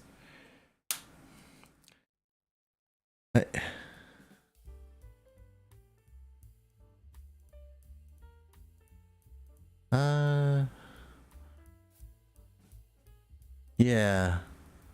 Yeah, that's true. It's not for everyone. I can tell you, like, there are some people in our server, in the server that we're in, that actually have watched it and do love it. So, yep. Now he's done. So, difference, 1 gun, but stickers. And he's also really bright that he's throwing off the white balance. So, here is the recirculation. Here's the standard. We got 2 of them done, and it was under 2 hours. Now we got to do the other one. The last one, which actually I think is gonna be the longest, because of the fact that it's gonna be a box. Not only a box, it's a bigger box. So, let's do it. And plus, he has clear parts. So, we're gonna have fun with that. Build, strike, exceed galaxy. Why is it exceeding the galaxy? I have no idea. But it is piloted by Sayori. And we'll compare all 3 of them together. Like, if I had to say, like, when it comes to Doctor Who, I think I started watching a lot of it when I was just watching Peter Capaldi. And I kind of liked his portrayal of the Doctor because of the fact that I looked at it more like in a sense of a senile old man refusing to let go of things. It's like a toxic relationship. Yeah, the Van Gogh one was interesting. Like, my favorite bit was just seeing some of the behind the scenes stuff in it. So, like, there's that. The fact that, like, two of them that I know went into a Marvel movie, and, like, one of them succeeded and the other didn't. Because, the actor, Matt Smith, who played, the 11th Doctor, played in Morbius of all movies.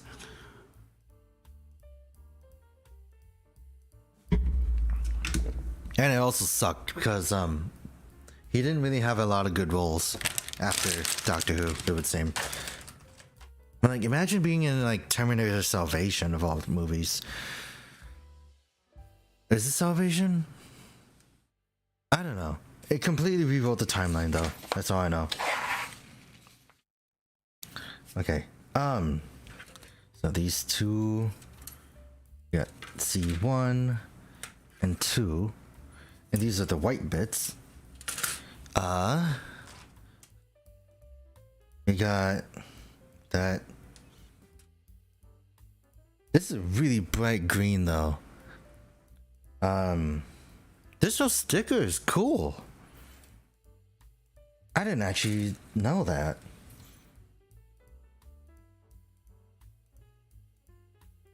Whoops.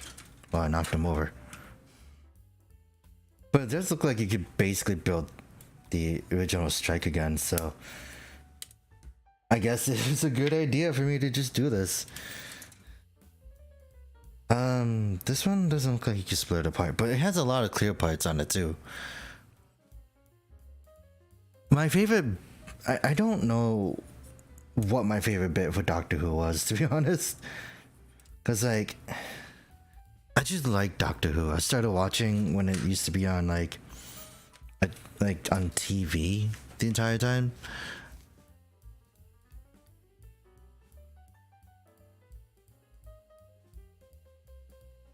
That is true.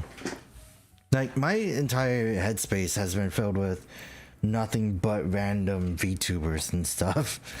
Either that or just, like, stuff that's just been happening in the VTuber sphere, which is also just as annoying. Because it doesn't really bring up a lot of good things when I think about it.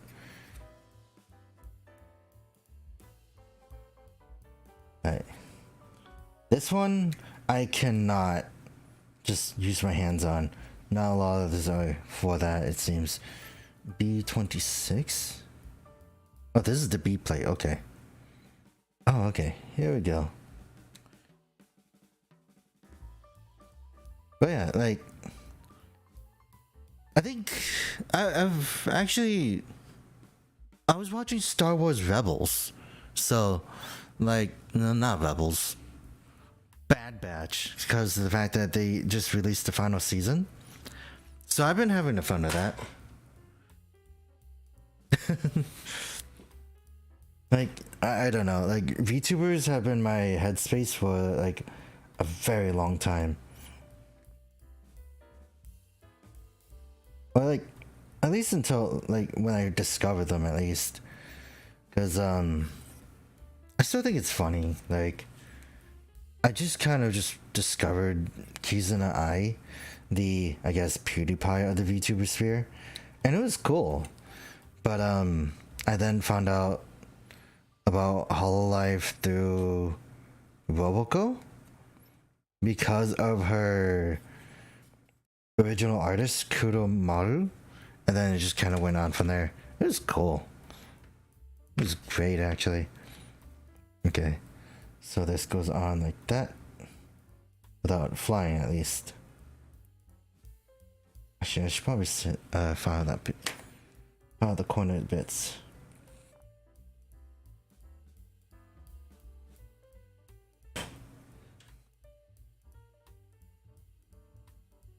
But I haven't watched anime in a while. Like, I realized that. But yeah. I don't know. What's going on? But I don't know, like, what was I getting at? Don't know. Lost my train of thought. Look how the eyes are though. It's like green. It's like bright green. This is like greener than the neon green here. It's like almost translucent too. It's weird.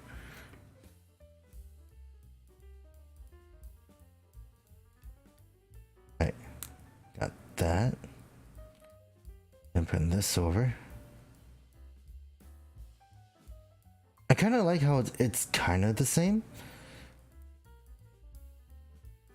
Oh, I should put together the Plutine as well. The Plutine Gundam. It's definitely a weird one. Because I do have the Uraven. So I could definitely compare them. And see if there's any comparisons. But I don't really remember much about my overall reaction to the Plutine, sadly.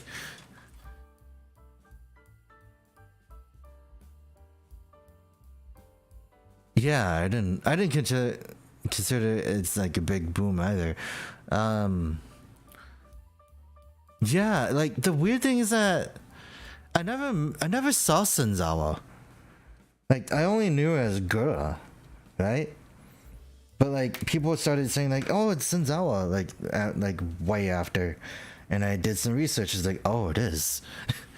But like I never like watched anything Senzawa related. And then there's some people that I met that was like, yeah, I prefer Senzawa over Gura. But I'm like, okay. And in my head I'm like, she's just a lot happier now than she was back then. It sounds like, especially like coming off from like what other people have been saying about it, at least. Like B2.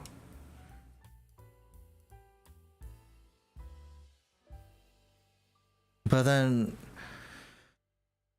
yeah, like I guess for me, what really did me in was what everyone else did. What happened with everyone else? It was Rushia, it was Kiryu, Koko, Hachima, and like the big ones that kind of opened that kind of market. And Fubuki. Fubuki got me in. Like Fubuki got me in. But what really sealed the deal was Suisei and Watame, actually, which was interesting, cause like they were like really good. They're really good singers. And Suisei like just solidified my love for Hololive. And we got the head. Look at that. That is completely different. This actually, and this is done with no stickers. I'm very surprised. So we got that. Now we got the body, and it's literally the same thing because it is the entry grade. I must resist the urge to manhandle this. Where's that piece?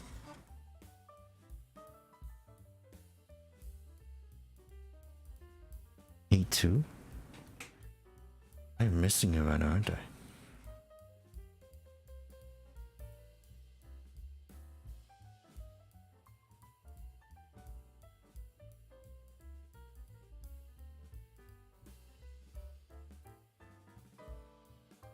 Oh. Wait.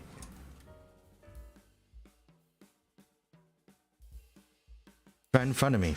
Oh my god, I'm an idiot. I was looking for the A2 plate. The A2 plate is right here. But it was definitely interesting seeing how Hololive was back then. And then like seeing it now. I did see how Toa made a comment about meeting Coco again, but like she did say like if Coco was still there, she probably wouldn't last because of the fact that like the limitations are actually a lot greater than they used to be then. So that it is kind of sad to hear about that, but it's like, you know, makes sense.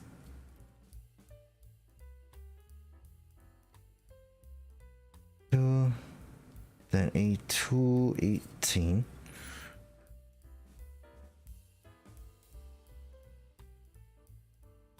There we go.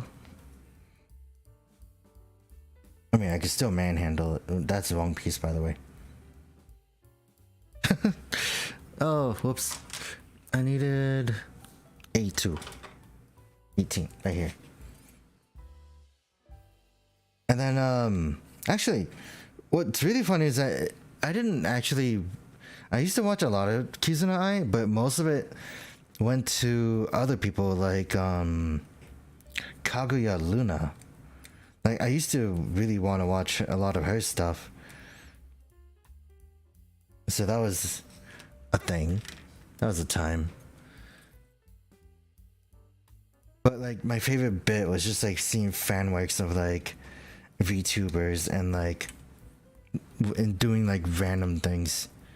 Like, because of the fact that like they like those kind of fan works were very rare. And some of it was actually pretty well made.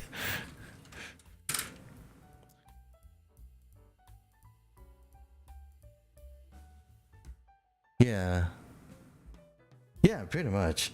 Like, I came off the Vocaloid scene. So like, you know, it was already like ingrained in my like in my life, really. Where like I really like anything Vocaloid related or like Utaite related, I really liked. And then that kind of like,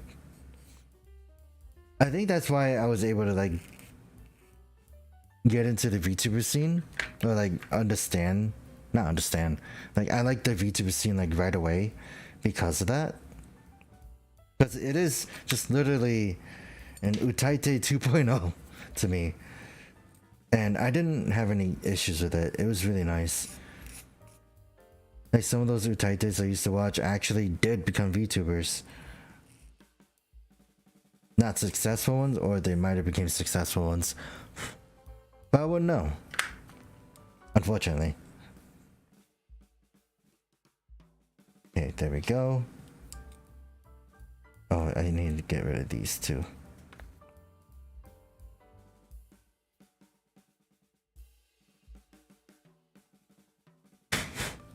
But like, I love the VTuber scene.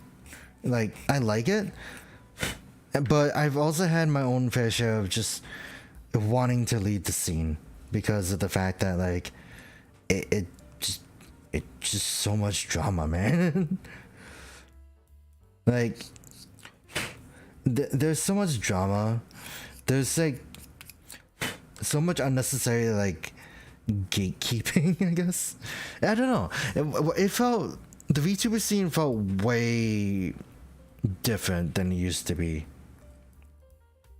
And I kind of miss the old times, but it's just like, despite the fact that like the old times are now gone, it doesn't really change the fact that like people still look forward to a VTuber. Why is it two body parts? I'm very confused. Oh, wait.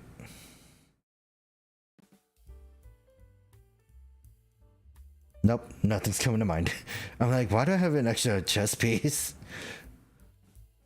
But I'm like, I'll figure it out once it happens.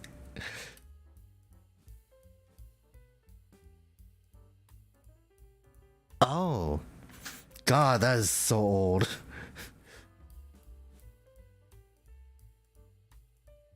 But like,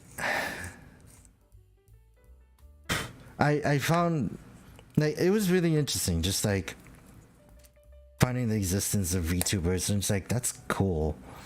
And then like the fact that the fact that Kizuna Ai and PewDiePie did get to interact with each other for a bit. Yeah, that is true. Like, I wish I could avoid the drama. I really gotta stop going on Twitter, to be honest, if I really want to do that.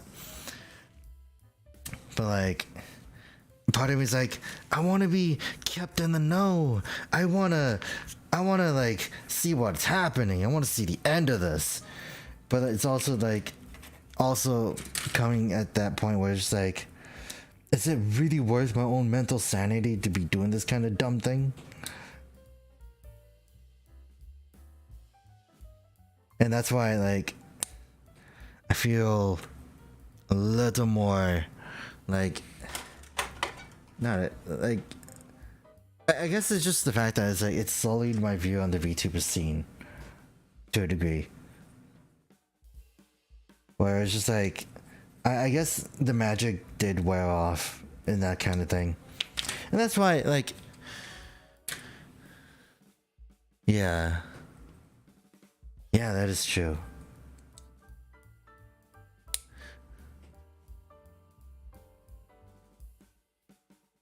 Yeah, that is very true. Like, being invested in the wrong ways for it. That's like, that's the entire, like, Niji Sanji thing, too. It was like, yeah, we just want to move on. And then here I am, I'm going on Reddit and just, like, reading other people's, like, opinions on, like, what they think of Niji Sanji. It's like, dude, enough. It's just not really worth talking about anymore, because there is nothing to talk about in Niji Sanji anymore. It's just the fact that, like, people want to move on. But, like, there's some people who's like, no, we still gotta remind that this person is a racist and everything. It's silly.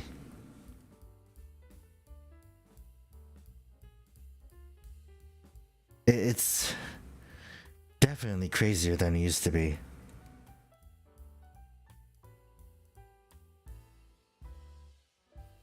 But I think it's funny. Actually, now I think about it.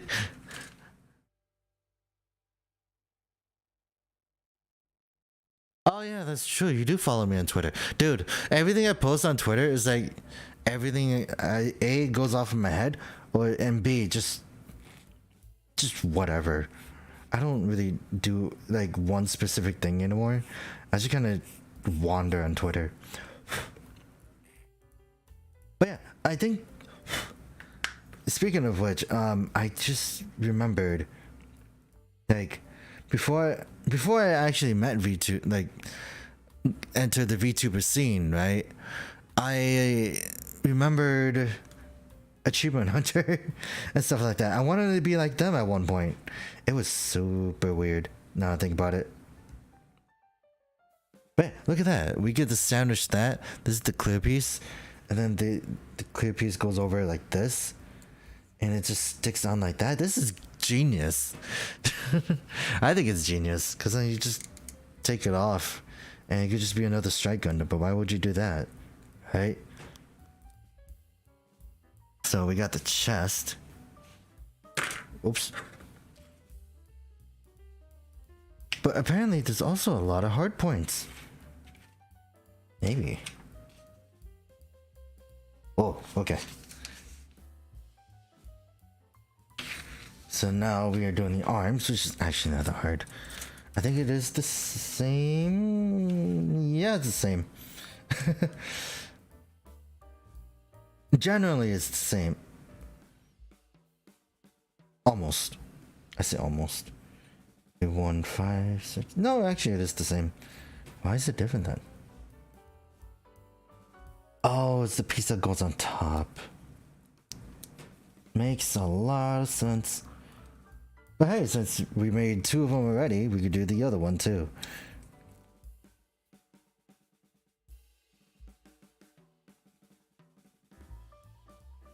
But like, I understand, like, I need to get off of Twitter. Like, it's not a good space, especially if, like, your feed is just covered with nothing but people calling each other out. And it's like, dude, we're not in high school anymore. Why can't we be adults?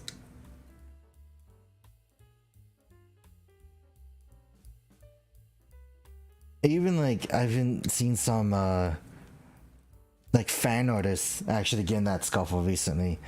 Which, like, how am I being, like, toxic, like, how am I enforcing toxic positivity? That kind of thing. And it's like, come on. It's definitely, like, to me, like, just, I guess it's what someone else said. It was like high school mentality. And it really sucks.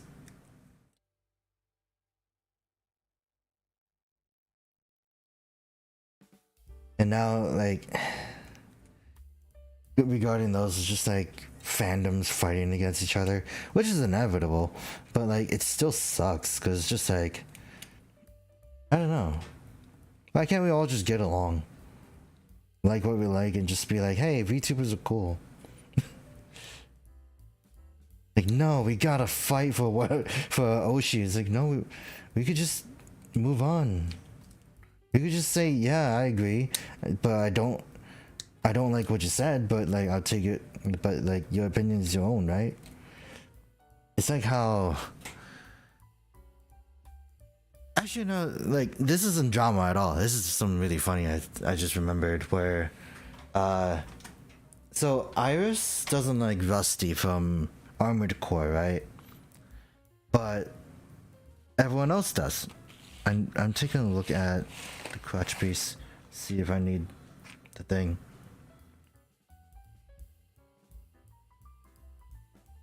A213, yeah, I need it.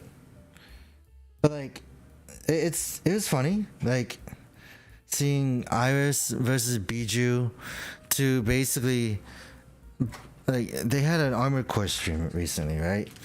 It was consisted of Iris, Ririka, and Callie and Koseki Biju. And the funny thing about it was that Iris and Biju duked it out because of the fact that they had varying opinions on Rusty. Because Iris hated Rusty, and Biju loved Rusty.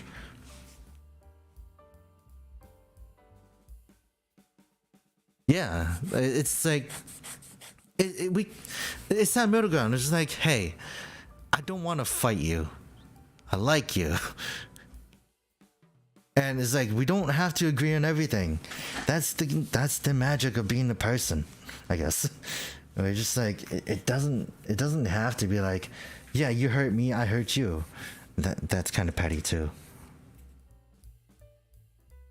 8 and 10. Okay.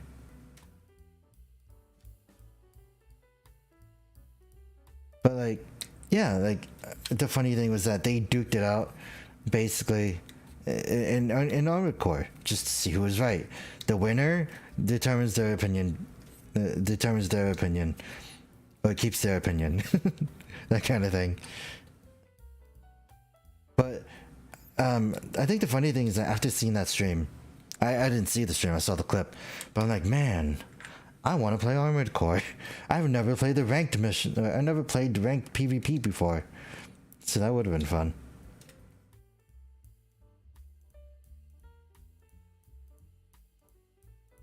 God, I know. Another thing just popped up in my mind is that I gotta catch up with Bravern. New episode dropped this week, and it's just like, dang, gotta watch. That's like a lot of other shows. Because I think out of a lot of the anime this season, Bravern is the one that is the most caught up with. And then I need to catch up on Metallic Rouge, that hand piece just went down. I need to catch up on Torture Princess, and then there was that Magical Girl anime that I'm sort of I'm not mixed on. It's piqued my curiosity now, but I don't know what that Magical Girl thing is. Hermit, you're still here. I think you know what it is, but you were the one that told me about it, and I'm like, I'm low key curious, but it's just in that case where I'm like, ooh, I don't know.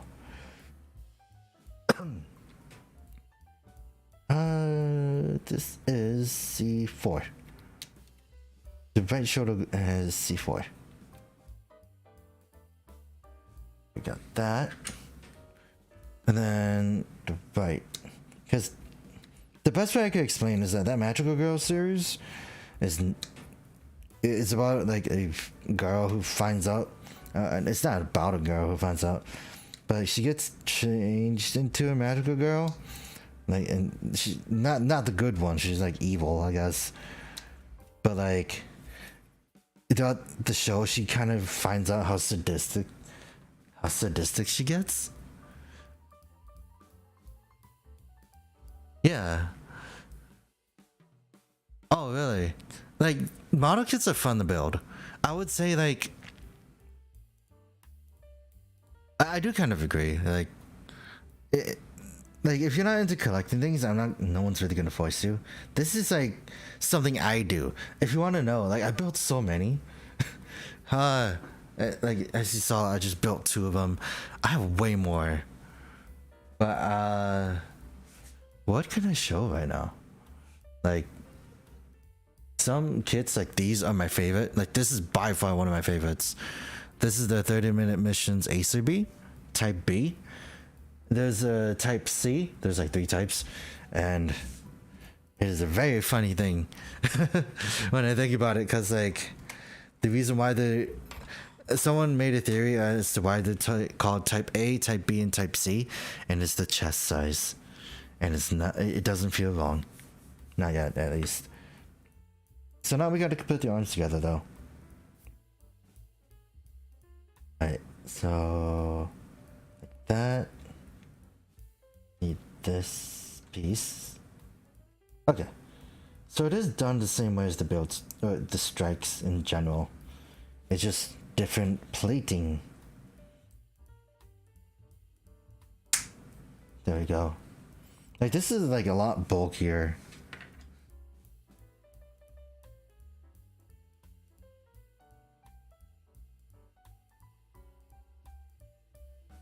Then this on, this arm bit on.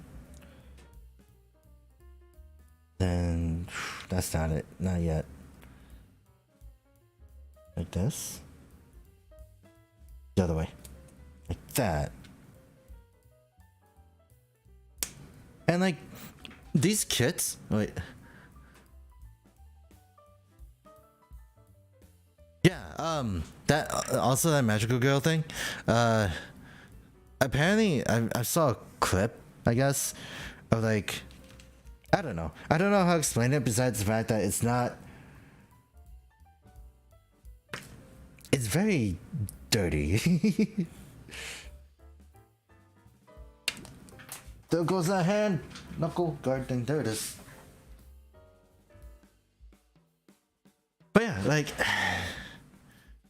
there's that. There's Metallic Rouge. I want to finish. I want to watch. I think I said that before. I've been saying that a lot. I'm like, I want to watch Metallic Rouge, but I never gave it.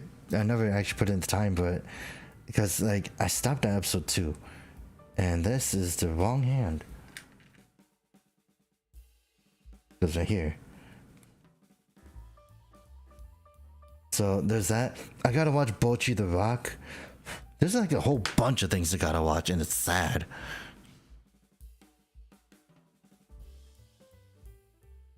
Okay, then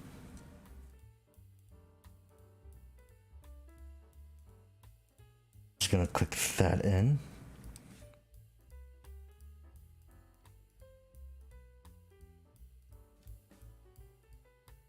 And then this one. I also gotta watch like there's like a whole bunch of other anime I gotta finish. Like this one called Onimai, about a guy who gets changes into a girl because of the fact that his little sister basically wanted him to get out more. That's technically the premise, I think. I know the Butcher is great. I've seen like so many like things of it, like just like the animation department or what they did. One of my favorite ones that I saw was Bocchi being turned into like a 3D model and like literally flying into like a big pile of boxes. So like not only that, like the trivia of like the voice actress actually doing that electrified like that scream, like actually able to do that scream without any filters or anything, and it's just like, yep, best voice actress, I guess. Okay, so we got that.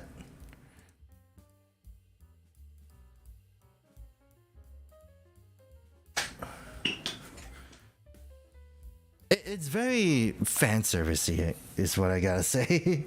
Like Onimai is like very fan servicey, and it's not wrong, but it's like I was watching the censored version while Hermit was watching the uncensored version, and there was a night and day difference in there. Okay, then because like one scene I would see would be like not sent, it would be like out of view, and then the other part that Hermit would see was like in view. They even like someone even put up like a comparison between the two, and it was just interesting to learn about that. Okay, and we need IP6.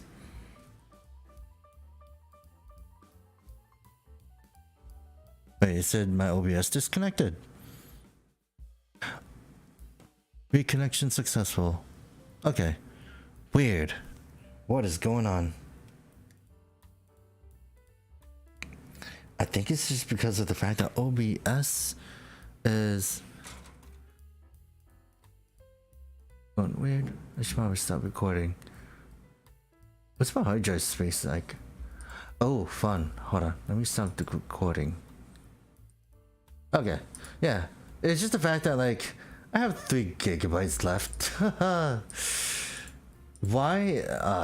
I think it's just from the other streams. My hard drive space is killing me. Wait.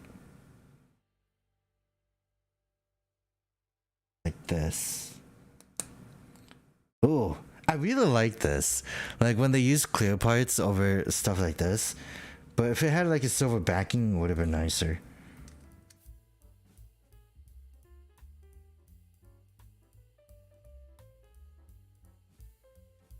That should be it.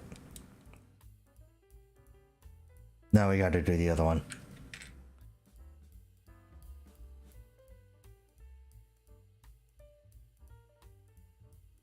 Yeah. Yeah, that's kind of one of my other favorite ones. My favorite anime, actually. I have a few, right? But it's like, it was all around the same year. But like, they're like so near and dear to me.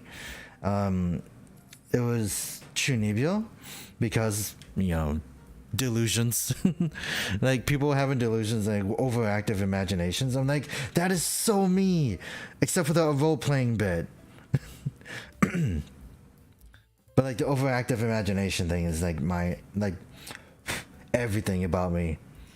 And then an anime called Kyokai no Kanata. I think that was called Beyond the Boundary. And that was a really wholesome supernatural anime, and I loved it.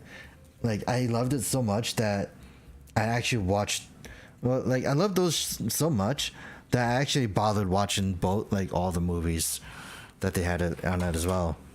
Like the first movie of Kyokai no Kanata was like a retelling of the first series, the series, and it was told from the girl's perspective. And then like the second movie for that was a continuation after the show, and it was really good. And by the way, we got the body done. I like this. Like holy crap, look at that. Completely different. But like Chunibyo had like the first movie, it was a retelling of the main story in the show in the main girl's perspective.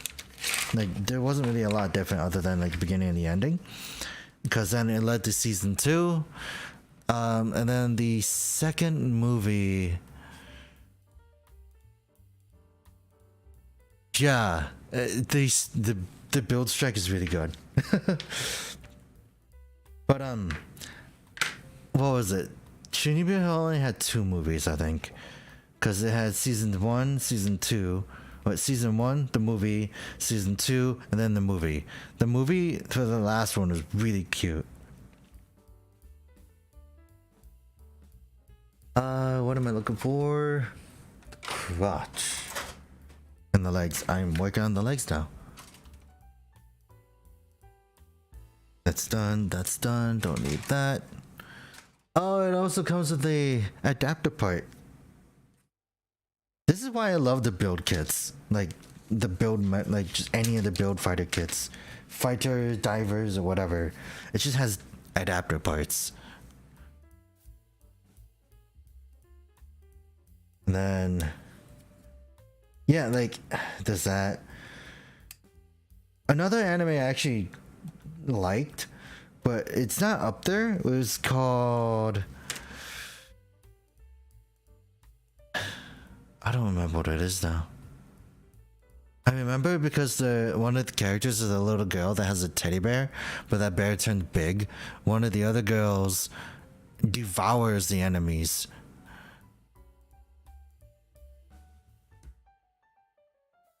Oh yeah, definitely. I think it's also funny. I don't really read a lot of like manga and everything, despite the fact I have a fat collection of them. I still haven't really read one, right? Like, I have one in front of me. What is it?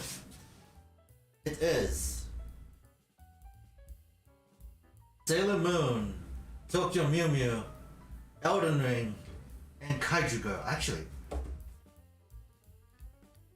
this one I actually wanted to read. I want to read it. I need to put the time to actually I need to put in the time to read it, because apparently it's about a girl who learns that she's a kaiju, and it's I think from the looks of it, a rom-com, just basically a girl just trying to figure out how to deal with the kaiju powers.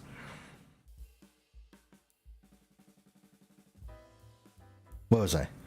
C118? Right here. Okay. But I can also cut out the side skirts, right? I do that at the end though.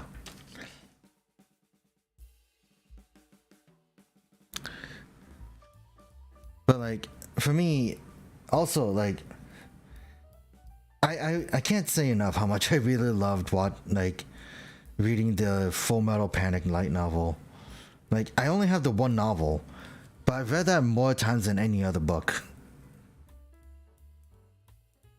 It's funny because it's funny to me because that's a rarity in itself. Like, when I found it the first time, I grabbed it, I bought it, and then like right when I got home, I dove right in. Like, I'm usually not excited for books like that, but like that was an exception. Full Metal Panic was an exception. But I've never seen the final season, sadly, and it's just, I think it was at that point where I'm like, I really don't know if I wanted to continue watching it. A430. But I hear that Full Metal Panic is having a sequel, so or like an after story really about like about the family of everyone. So I think that's cute. Alright, then C236. Oh, we're doing the thighs and everything. Okay. 25 and 26. Okay.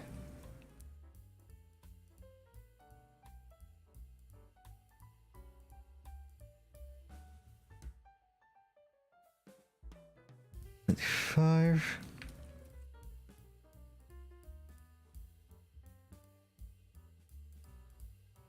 Oh, this is manga that came back. Wait. Wait, Konosuba light novel. I remember hearing about those. I don't know how I feel about Konosuba in general. I've never watched it. I just know that it is insane. Like, the dub is insane, and like both English and Japanese are like insane, from what I remember.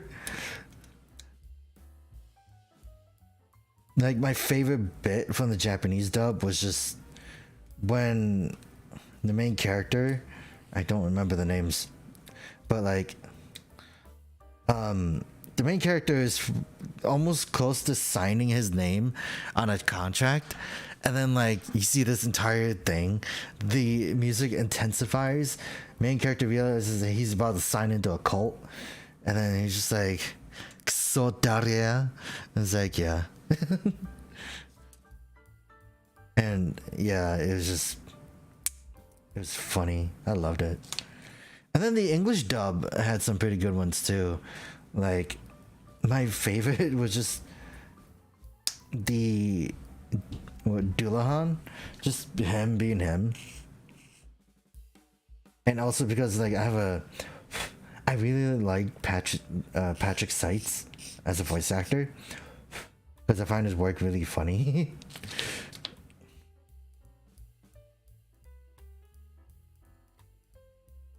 But yeah, like I haven't really seen anything about Konosuba besides like,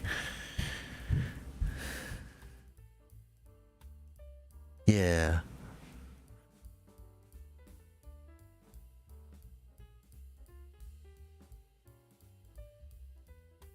Yeah, like I kind of part of me is thinking like it is super over the top, and I love it. Like for an isekai anime kind of thing, I don't mind it. Especially since like it's still going on. And like I think for the voice actress for Megumin, like I think that was like her big break. Maybe. I might be wrong on that. Don't quote me on that. I also cut out the wrong knee part. Sad. It's a wasted part now. I needed... Well, I need to put the thighs together at least.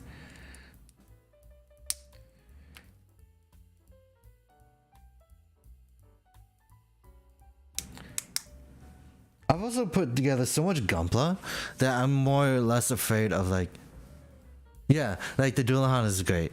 I feel more afraid of putting together like... You know those Warhammer models? Like I'm more afraid of putting those together because you have to like glue them and everything. Well, this is just like snap fit, easy for beginners. I'm afraid of just touching one. Those are expensive too. For like a kit, like a Warhammer kit, like about the size of this torso, is like about $30.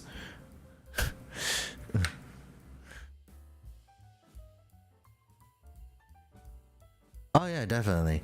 I don't know how they're gonna do that in Konosuba, of all things, because I guess it's just weird that the only thing I know about Konosuba is just how crazy a lot of it is, and the opening. But that's like, that also reminds me of another anime about like, and it was called How to Pick. Is it How to Not Pick Up Girls in a Dungeon? Because the only reason why I remember that is because of the opening.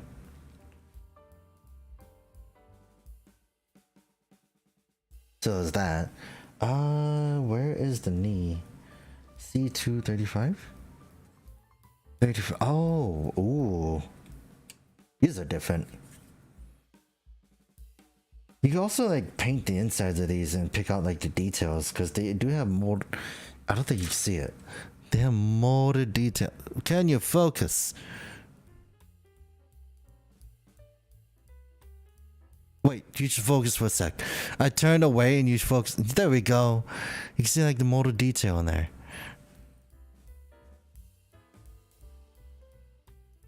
So it goes over here like this. Then this. I like how they thicken up the leg though. B14. That's what I was missing. Where's the B plate? Come on. Oh, right here. But like my favorite bit about building model kits too, going away from a lot of it, is like, yeah. Like my favorite bit about model kits like this is the fact that like, over time, when you build a lot of them, you really start appreciating like the engineering and everything. Like, a part of me like really loves how all of this is when it just works.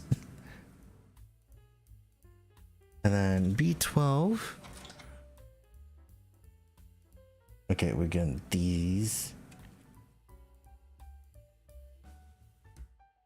And like even with like minimal cleanup, it still looks good. But other than that, like my favorite, like I have a lot of favorite like things I like about like model kits like these. Cause like they're trying new, like you also see like them trying new things. 28. It is 28. Okay. I'm just doing a lot of this. But like it's just like the satisfaction of making something and then just like being like, yeah, I did something. It's that it's the self-worth that you realize is like, I put in the effort to put this together. It's great. It feels good. And that's like one of the other things. Where'd you go? This is another. There's another thing. No. That loser? A loser? Oh, that's not good. No, actually, very. Like, one of the things I enjoy is building these things. These are figures. Technically, almost figures. But this one is not done yet. She still needs one last thing, and I need to actually kick myself into gear to do it. So it's just that.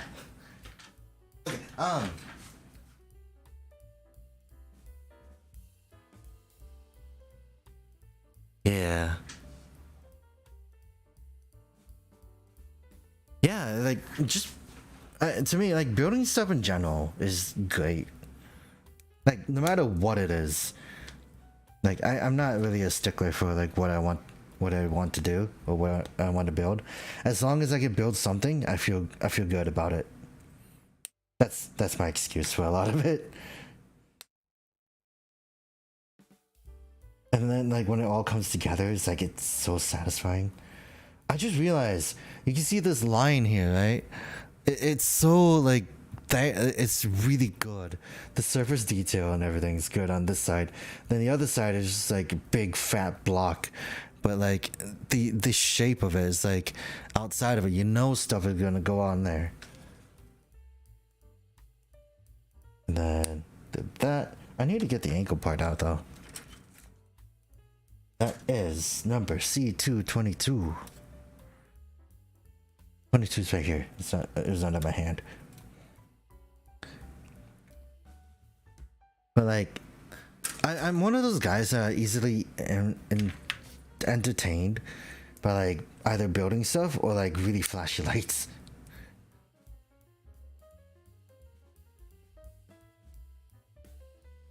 Oh yeah. My God, woodworking, huh? I never did anything like that. Sounds like fun. Okay, so there's that. Now we gotta do the other leg because of the fact that I didn't do that.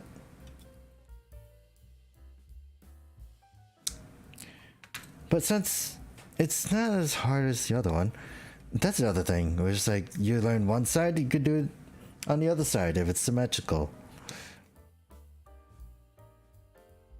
Oh my God, that reminds me. There's this model kit of a centaur, and I've kind of low-key been like thinking like, do I want that? Do I not want that? It's a centaur. It's rare. But then 30-minute missions just released the horse, so I guess I can make my own centaur there. Cause we don't have enough of like anything that isn't either robots or like beastly from Bandai. So it's rare for them to bring out an animal. At least in my case.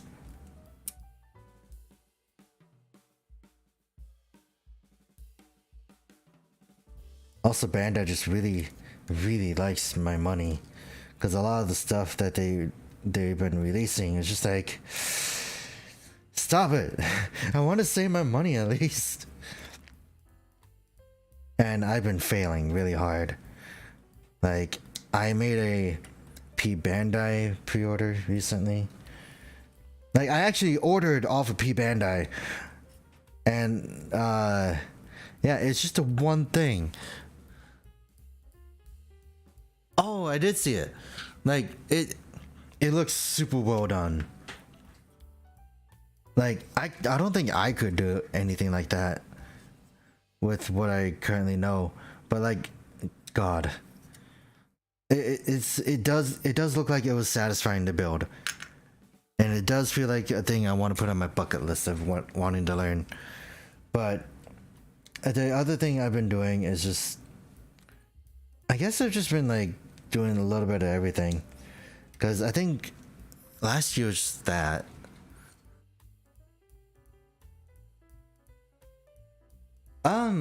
Building model kits and stuff is not bad, actually.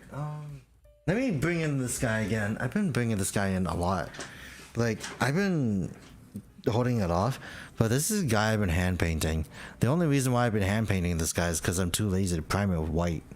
So, like, the unfortunate thing is, like, the last thing I did was the backside. So this part and the back plate. Oh yeah, it's nice. But hey, like, even if you had help, you still learned, didn't you? That's the best part about it.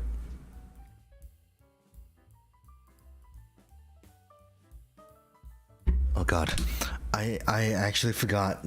I needed to drink water. I was like, huh, my throat feels very scraggly, why? And then I realized, wait, I need water. Hydration break.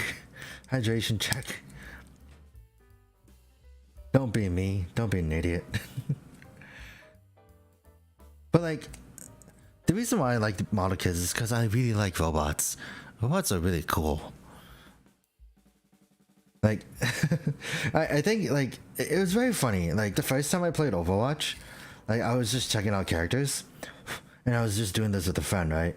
But like, as we were going through training, I was going through every single robot character because of the fact that I was like, oh, these guys look cool. I didn't stick to them, unfortunately. I stuck to, like, it really depends on the role, I guess. But I couldn't. I think that was also just like my realization that I've never been more, I guess, like afraid of playing with people. Like in a competitive scene, in the whole PvP scene. So like the PvP scene is scary, but like it's interesting. But like it has definitely, like, I understand the appeal, but I've also just understand that, like, maybe I'm just not competitive enough to play those games. I think I've been doing this off of screen. Yeah. I think there's also some like weird bits, like, you know, Transformers. This is Bumblebee, by the way, so it just kind of folds up like that, and it's so adorable. Look at that.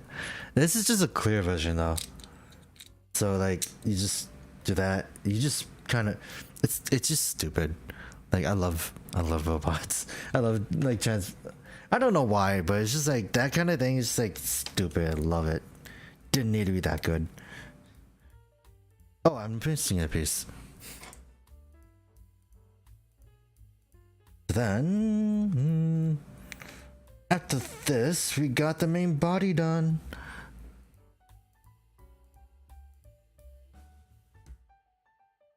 Yeah, like, I guess that's the other thing. Like, I don't know. I guess that's like where I fall flat on, because I'm always thinking of it like as super serious.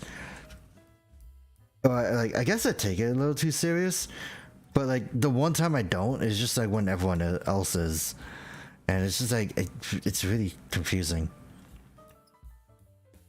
Cause like I don't really, I guess this is just a personal thing too. Well, I feel a little too serious about everything, and I need to learn how to be a little more lax.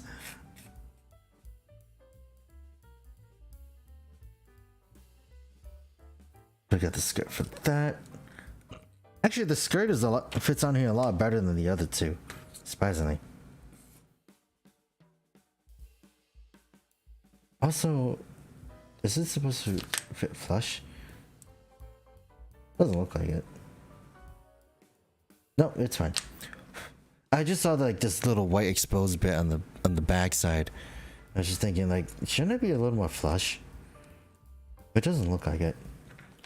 We can put this on. Oh my god. And then we got that. My god, this thing looks better. Cause look at that. It's like, even though it's just like blue and white, it has like the pink to break it up. The only gold part is the refrain. And like, I don't know, man. We're not even done with this yet. And I'm already impressed with how it's different. But now we gotta make the Galaxy Fighter.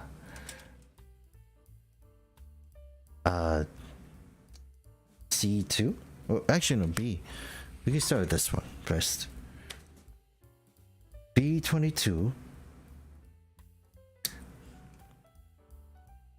But I'm also like a really big fan of super robots. Like regardless of how they look and everything. Like I love how over the top they are.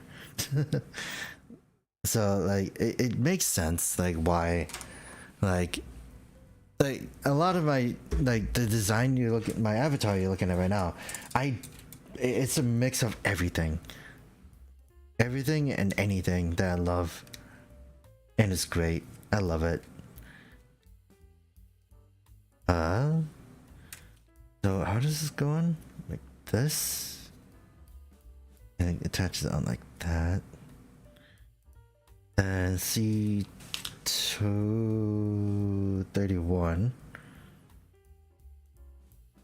Okay. Also, this is the first time I actually put a backpack together. Yeah. Yeah, it's definitely interesting just learning like other people's opinions on like what they think about this kind of thing. Like the one thing that would irk me a lot, I think I've said it while you're around, but like it really irks me when people are like, yeah, you keep like, I don't like mecha. And it's like, why? It's like, I just don't. It's like, I guess it's fine. But I'm one of those people that it's like, it's not a good thing. But I'm like, I need to know a reason why you don't like it. And it's like, it does come off like pretty bad. But like, I know someone back then in my lifetime was like, yeah, I don't like mecha because I don't feel the punches. I'm like, why? It's like, because you're just sitting in a chair. Like, they're sitting in a chair punching each other through steel. But I'm like, how do you not feel the punch from that? It's like saying like, you don't feel the punches from a video game because of the fact that you're playing a game and you like you take it very seriously, but you don't like, you just like, oh, the immersion is not enough. I want to feel like I'm getting shot at, that kind of thing. If they're just playing COD or something, I don't know. I've always thought it was weird, like when that person said that. But like, I like building more than just like robots. It's just more along the lines of just like I like things superhero in the realm of superheroes, but not like DC heroes. More along the lines of like Kamen Rider and like Super Sentai, Power Rangers, and like Ultraman and whatnot. Do I have? Can I show one? I can show one. Hold on, let me go get it.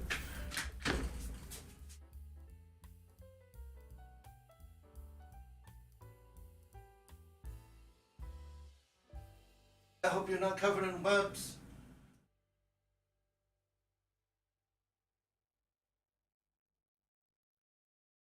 Yeah, that's true. The helmet, um, the faceless versus like the actually having the thing. So this is one thing I love a lot. I put this together. He's super loose, unfortunately, because of the fact that it is mini plow. But like, super rickety. This is basically one of my favorite kits that I actually have, and it's just one of those things where. This is, despite this being a mech, this is from like Tokusatsu. I love Tokusatsu, so it's just like, yeah. I also love these stickers, and it's just like, yeah. I'm afraid to take them apart now. But that's another thing. Now let's finish the Galaxy Fighter. Because all I did was put the back on. C230? Oh, it's a flap. Why is it a flap? But like, I guess like the whole thing, like going back to the Halo thing, I hate that. Like, it's one of those discussions I hate where it's like, listen, if the Master Chief was able to convey emotion without showing his face, why shouldn't the show do that too? But apparently, like, the actor that was playing as Master Cheeks, didn't had an issue where it's like, yeah, you won't be able to see my face, you won't be able to see like the emotions I'm conveying. But I'm like, you don't need to have a face to show like emotion. Even the Mandalorian did stuff like that better. Like, people were like, I don't know. It's just one of those things where I find that kind of conversation is not exactly dumb. It's just not. It's just kind of beating like a dead horse. But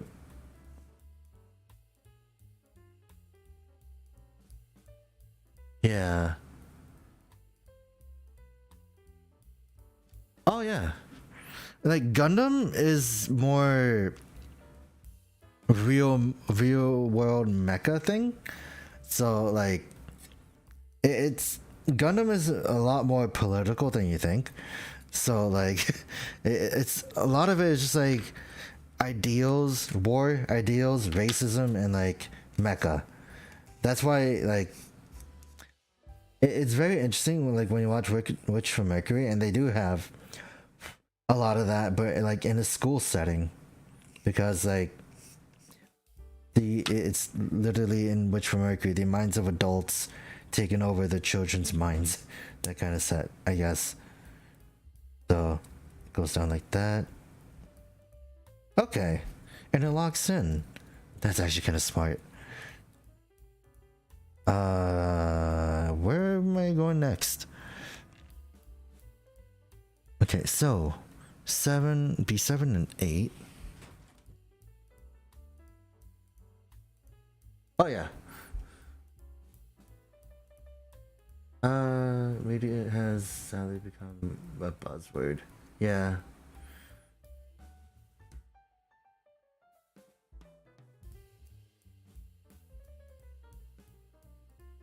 Classism, yeah. I never heard of classism before. So it's like, oh yeah. I was gonna say Choo Choo would have been a really good example. But like, it doesn't. I know there's other anime that actually dealt with that kind of thing. I was gonna say Blast Rider, but I don't really think that can work. It's more like discrimination than racism. But like, God, Blast Rider being one of my early anime. But yeah, definitely Witch from Mercury was a really good watch. And then we get the whole, yeah, the ending is ambiguous debacle, and it's just not great. I was gonna say it's been a while since I put a ship together.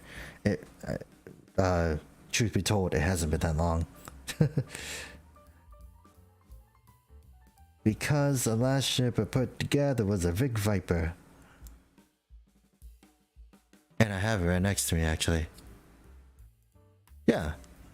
But like, I really like Blast Rider for... I also like Blast Rider, not because of like how serious it took everything, but like the way... How do I explain it? Like, what was it? 18. Like, it was definitely a very interesting thing. Just like what Blast Rider did.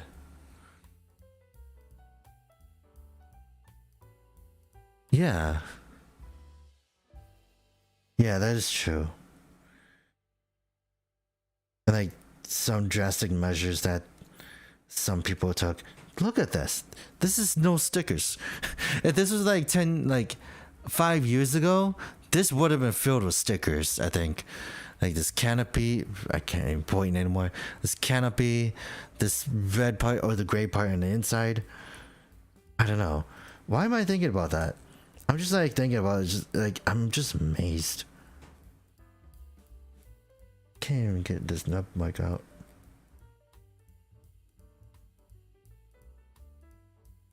Anyways, who is C37 and 38?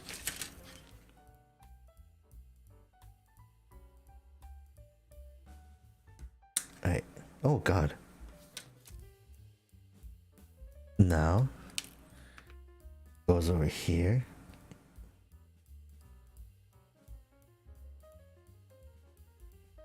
An 8.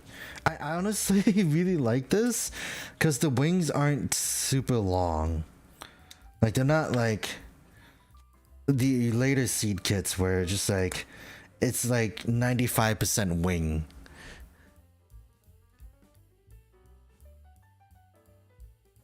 Yeah. Oh yeah, it would be hollow on the bottom. So like I think we do this. And he has a backpack, so it's just like a single port. And it fits in... Does it go any further? It does. Look, it's flush. It goes in there. It gives him... It doesn't really add much. But when you look at the back, it's a little filled out. But it also has hard points. So, there we go. Or you could just... take that out.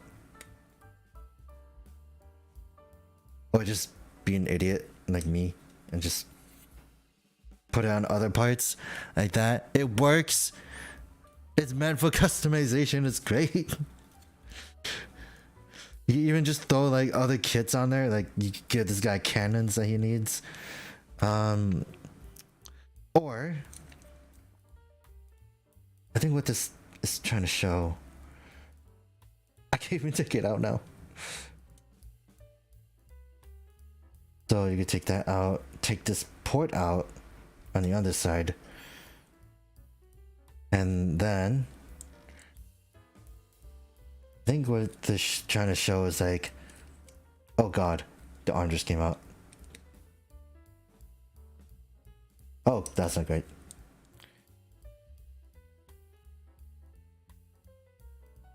Oh, hold on.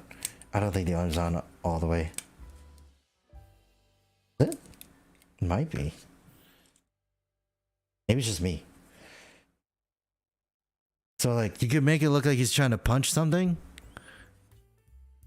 Or on the leg where I think they said that this was supposed to be like boosting the kick.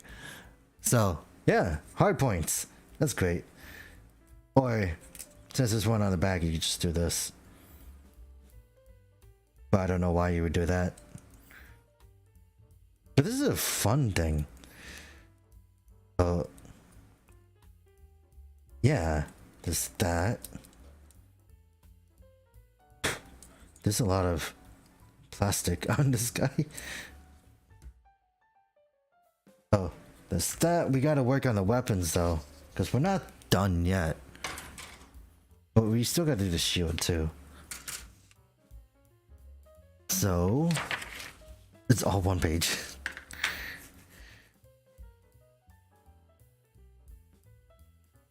But we could do this one. This rifle that's extra.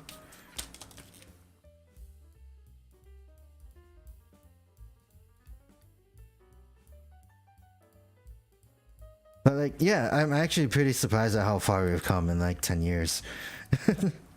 Like, it took 10 years to get this good. And I could definitely see why, like, Bandai is kind of conquering the market to a degree. Like, not really conquering, but I like how it feels very fresh.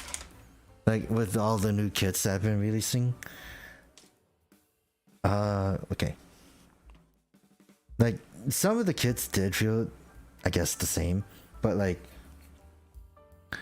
it's definitely, like, I like how new kits nowadays, especially like when you get the Witch from Mercury ones, don't have a lot of stickers. And then you get these that don't have stickers at all. And like, the really cool thing is like the effort being put into it. Right. That I am. What is this? Is this a connector piece? It is a connector piece.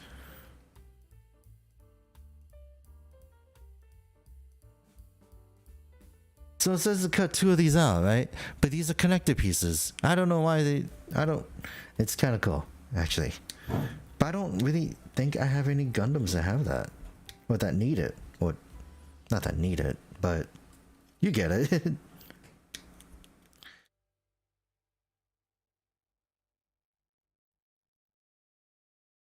I'm just cutting out all the pieces that are left.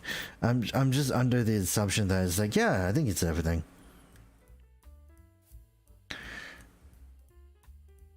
That and then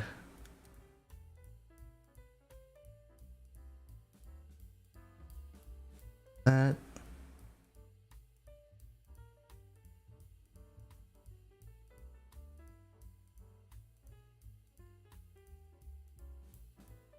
and this beam effect.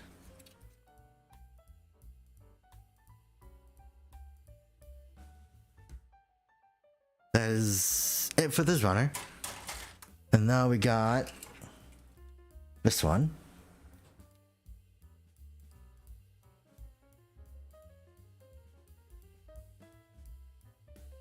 And then we can put it all together. The entry grades were about... Well, this entry grade itself was about like $8 to $12. I don't remember how much I got for this. Let me check my email, actually. I think it'd be easier.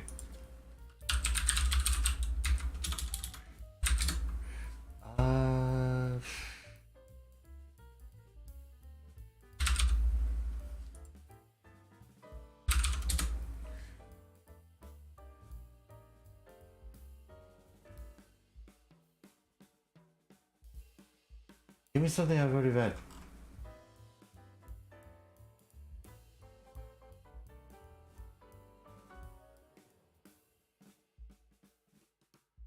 What's this one?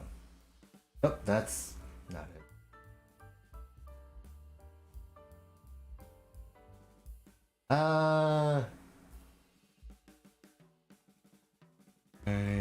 January.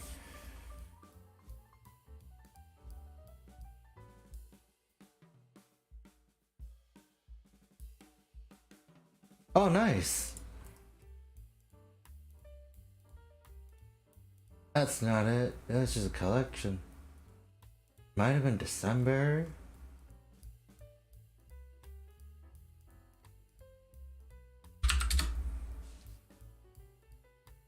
Top results.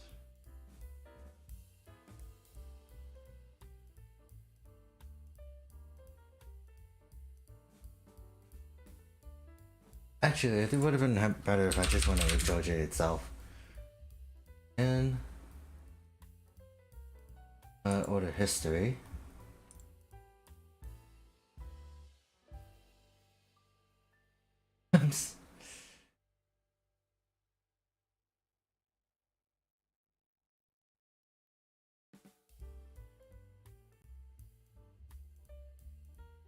But yeah, like I think most kits, most recent kits, should be within around $10 to $20. If I'm correct on that. The Build Diver Arc, $20.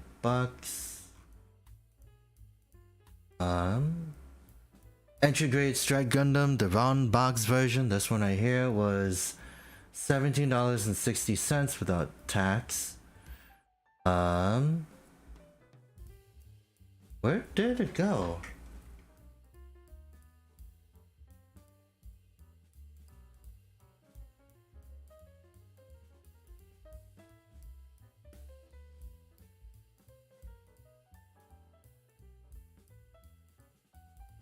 Blazar.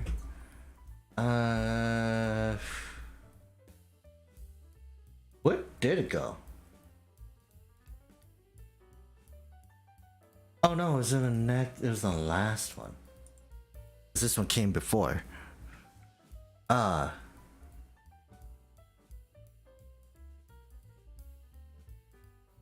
It is over here.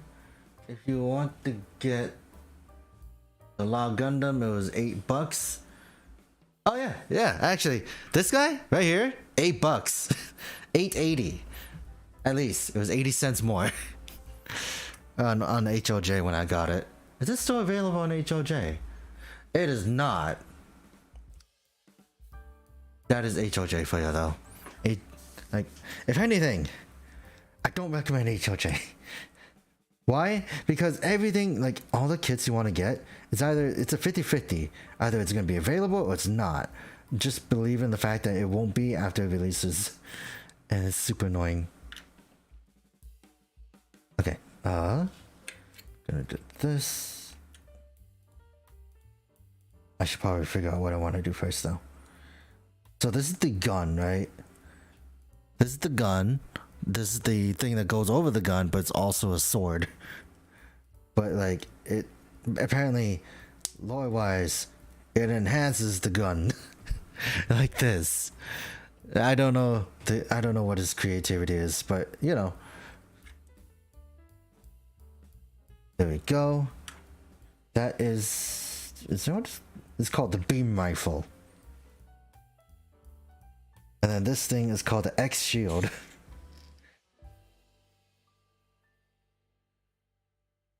So I think goes over like this. Yeah. That. Then put this piece over. There's no clip or anything, so it's interesting. It just fits in snugly. And this goes on the side. I don't know why these are on ball joints, but that's kind of cool. So there's that. Then this shield connector part.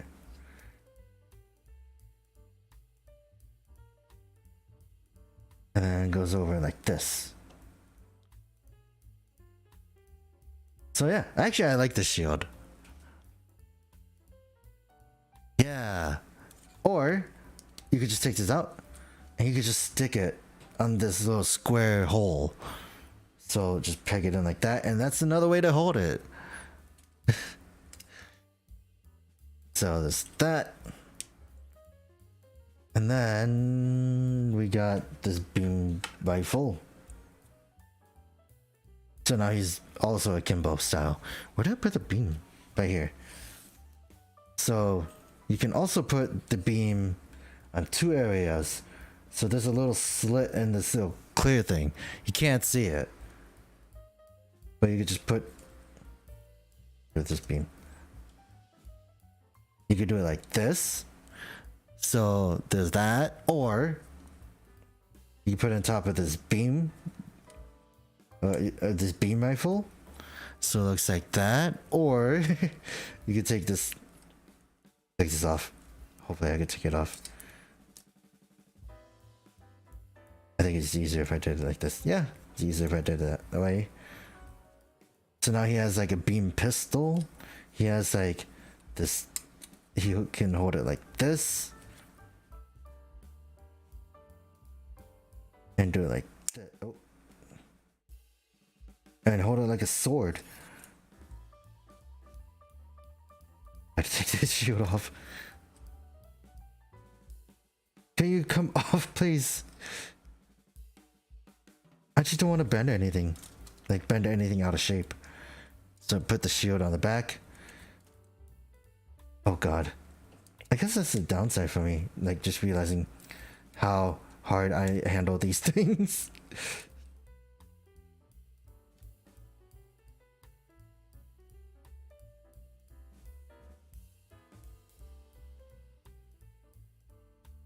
Yeah, I handle these.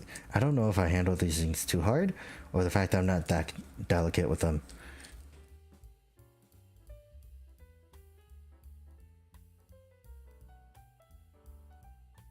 So, you got this. Oh yeah, you could basically multiply them, and then the experience is amplified when you have a stand, but I don't have a stand. Also, with this adapter part, so you can see how it's built, right? Has a 1 peg and then like 3 holes with like a C-clip, and then just put it in his back. And let me steal your backpack, and you can see these holes right here, right? And you can just stick them together like this. So now he has, oh my god, minus those. He has a completely different backpack. This thing is able to basically just ready itself.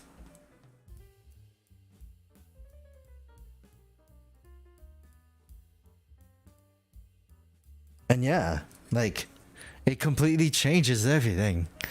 It's great. Or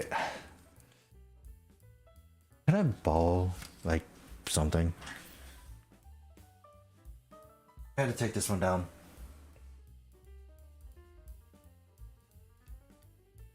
Maybe this will work.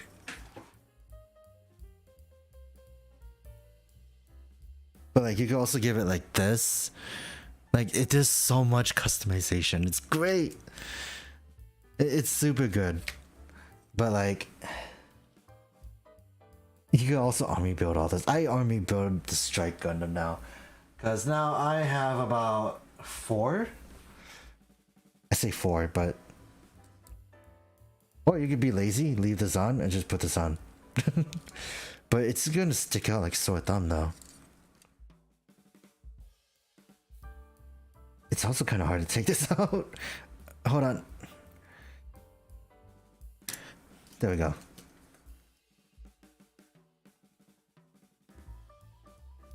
Now we gotta put this back on.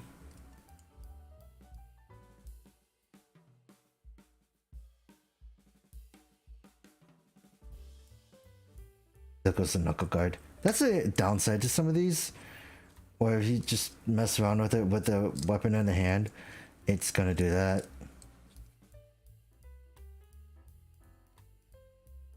Now I gotta figure out how to put this button back on. I should probably do it like this. Alright. Well, this one. I didn't expect it, but this definitely won over. This won me over. I mean, like, it was a... But I do have to say... Oh yeah, there's also connector parts. So you can just put this right here, and you can just add whatever you want on it. I don't really think I have anything worth adding on there. But in case you guys wanted to see, since it is basically the same thing, and this is gonna throw its colors off, you just put it on his back too. Although, unfortunately, he doesn't have the same hard points as this guy does, so this is kind of limited. So, yep. You come off, please. Why'd you have some black plastic on you? So, we're gonna go at a slightly more interesting evolutionary scale, I guess. Where here's the original Strike Gundam. So, you know, traditional Gundam colors, you can't see it well. But like, you know, traditional Gundam colors. The red, white, blue, and gold. And very basic. The only thing, excuse me. It came with the rifle and the shield, right? So this is the basic you would get for about $8. Literally. And for like about an extra $80, 80 cents, an extra $80. Oh my god. That's not worth it then. But like an extra 80 cents. Not only do you get this with an extra gun, but different color,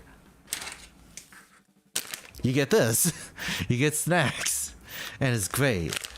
I'm gonna share this with my family. Have them think about it. Have them let's see what they think about it.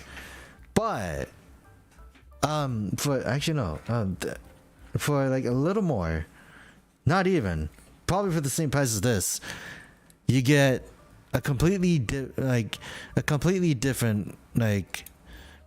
kit that's in the same name, clear parts. Really nice to just pose around, and like he has a backpack, a full kit with like 3 weapons basically, because he has 2 white, and you even fit 2 rifles. This one's extra. This you get this a rifle and a sword and a beam effect, and it's literally just like super cheap. I recommend like testing your like just going with whatever you want, but like if you want to really customize, this guy's the way to go. I hit my desk again, but this guy's the way to go because of the so many the many hard points here on the legs, on the back, right here, these 2 right here, these 2 wings if you want to remove them, these 2 points on the shoulder, and like behind the forearm, and like the big one on the back, like that's not taken over by this. It's definitely like really fun, super cheap. This guy wins all around just because of the fact that it is a build strike. But like the Strike Gundam in general, I have a lot of, because you see those, and the one I keep showing, which is the first strike I actually got, which is the AO strike. This is the G frame. So like, I don't know. This guy's pointy, by the way, and he hurts. Like especially these wing bits, like these wing binders. But yeah, like, God. The fact, like, this guy is great also because of the fact that he, like, the stickers you see on him don't look like stickers anymore. They just kind of blend in. But, oh god. It's just great. I like the entry grade stuff. Because they're just that accessible. Easily accessible, I guess. Don't quote me on that, but like, why is his leg so stiff though?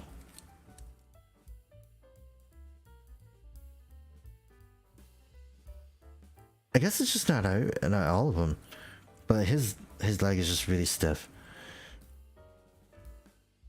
Also, like, posability wise, you get this ab crunch thing.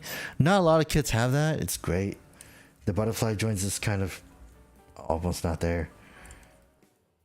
It's a single joint. No, the elbow is also a single joint, but you could pull off that and ball joint on the hands. The legs is also just ball joint, hinge, and like hinge C-clip right here. Really good amount of motion out of these entry grade stuff. So I think with that, I'm gonna end the stream because I'm having way too much fun with these, and now I want to build the log Gundam. So I have one more entry grade, and I just feel like I want to build that one. God. So, before I get distracted by this again, I'm gonna end the stream. This has been Zryken. Thank you guys for stopping by. And it's literally been 3 hours, so I guess I did spend like almost an hour on each of them. Almost. I spent the first the first half hour figuring out how to fix my model, and that was the fun part. It was just a whole bunch of like problem solving, but I missed anything? I didn't. But yeah, this has been Zryken. Thank you for stopping by. I don't know what I'm gonna do tomorrow, to be honest. But yeah, I'll see you guys tomorrow, because tomorrow is definitely a game. Should be a game. But yeah, that's all. See you guys tomorrow.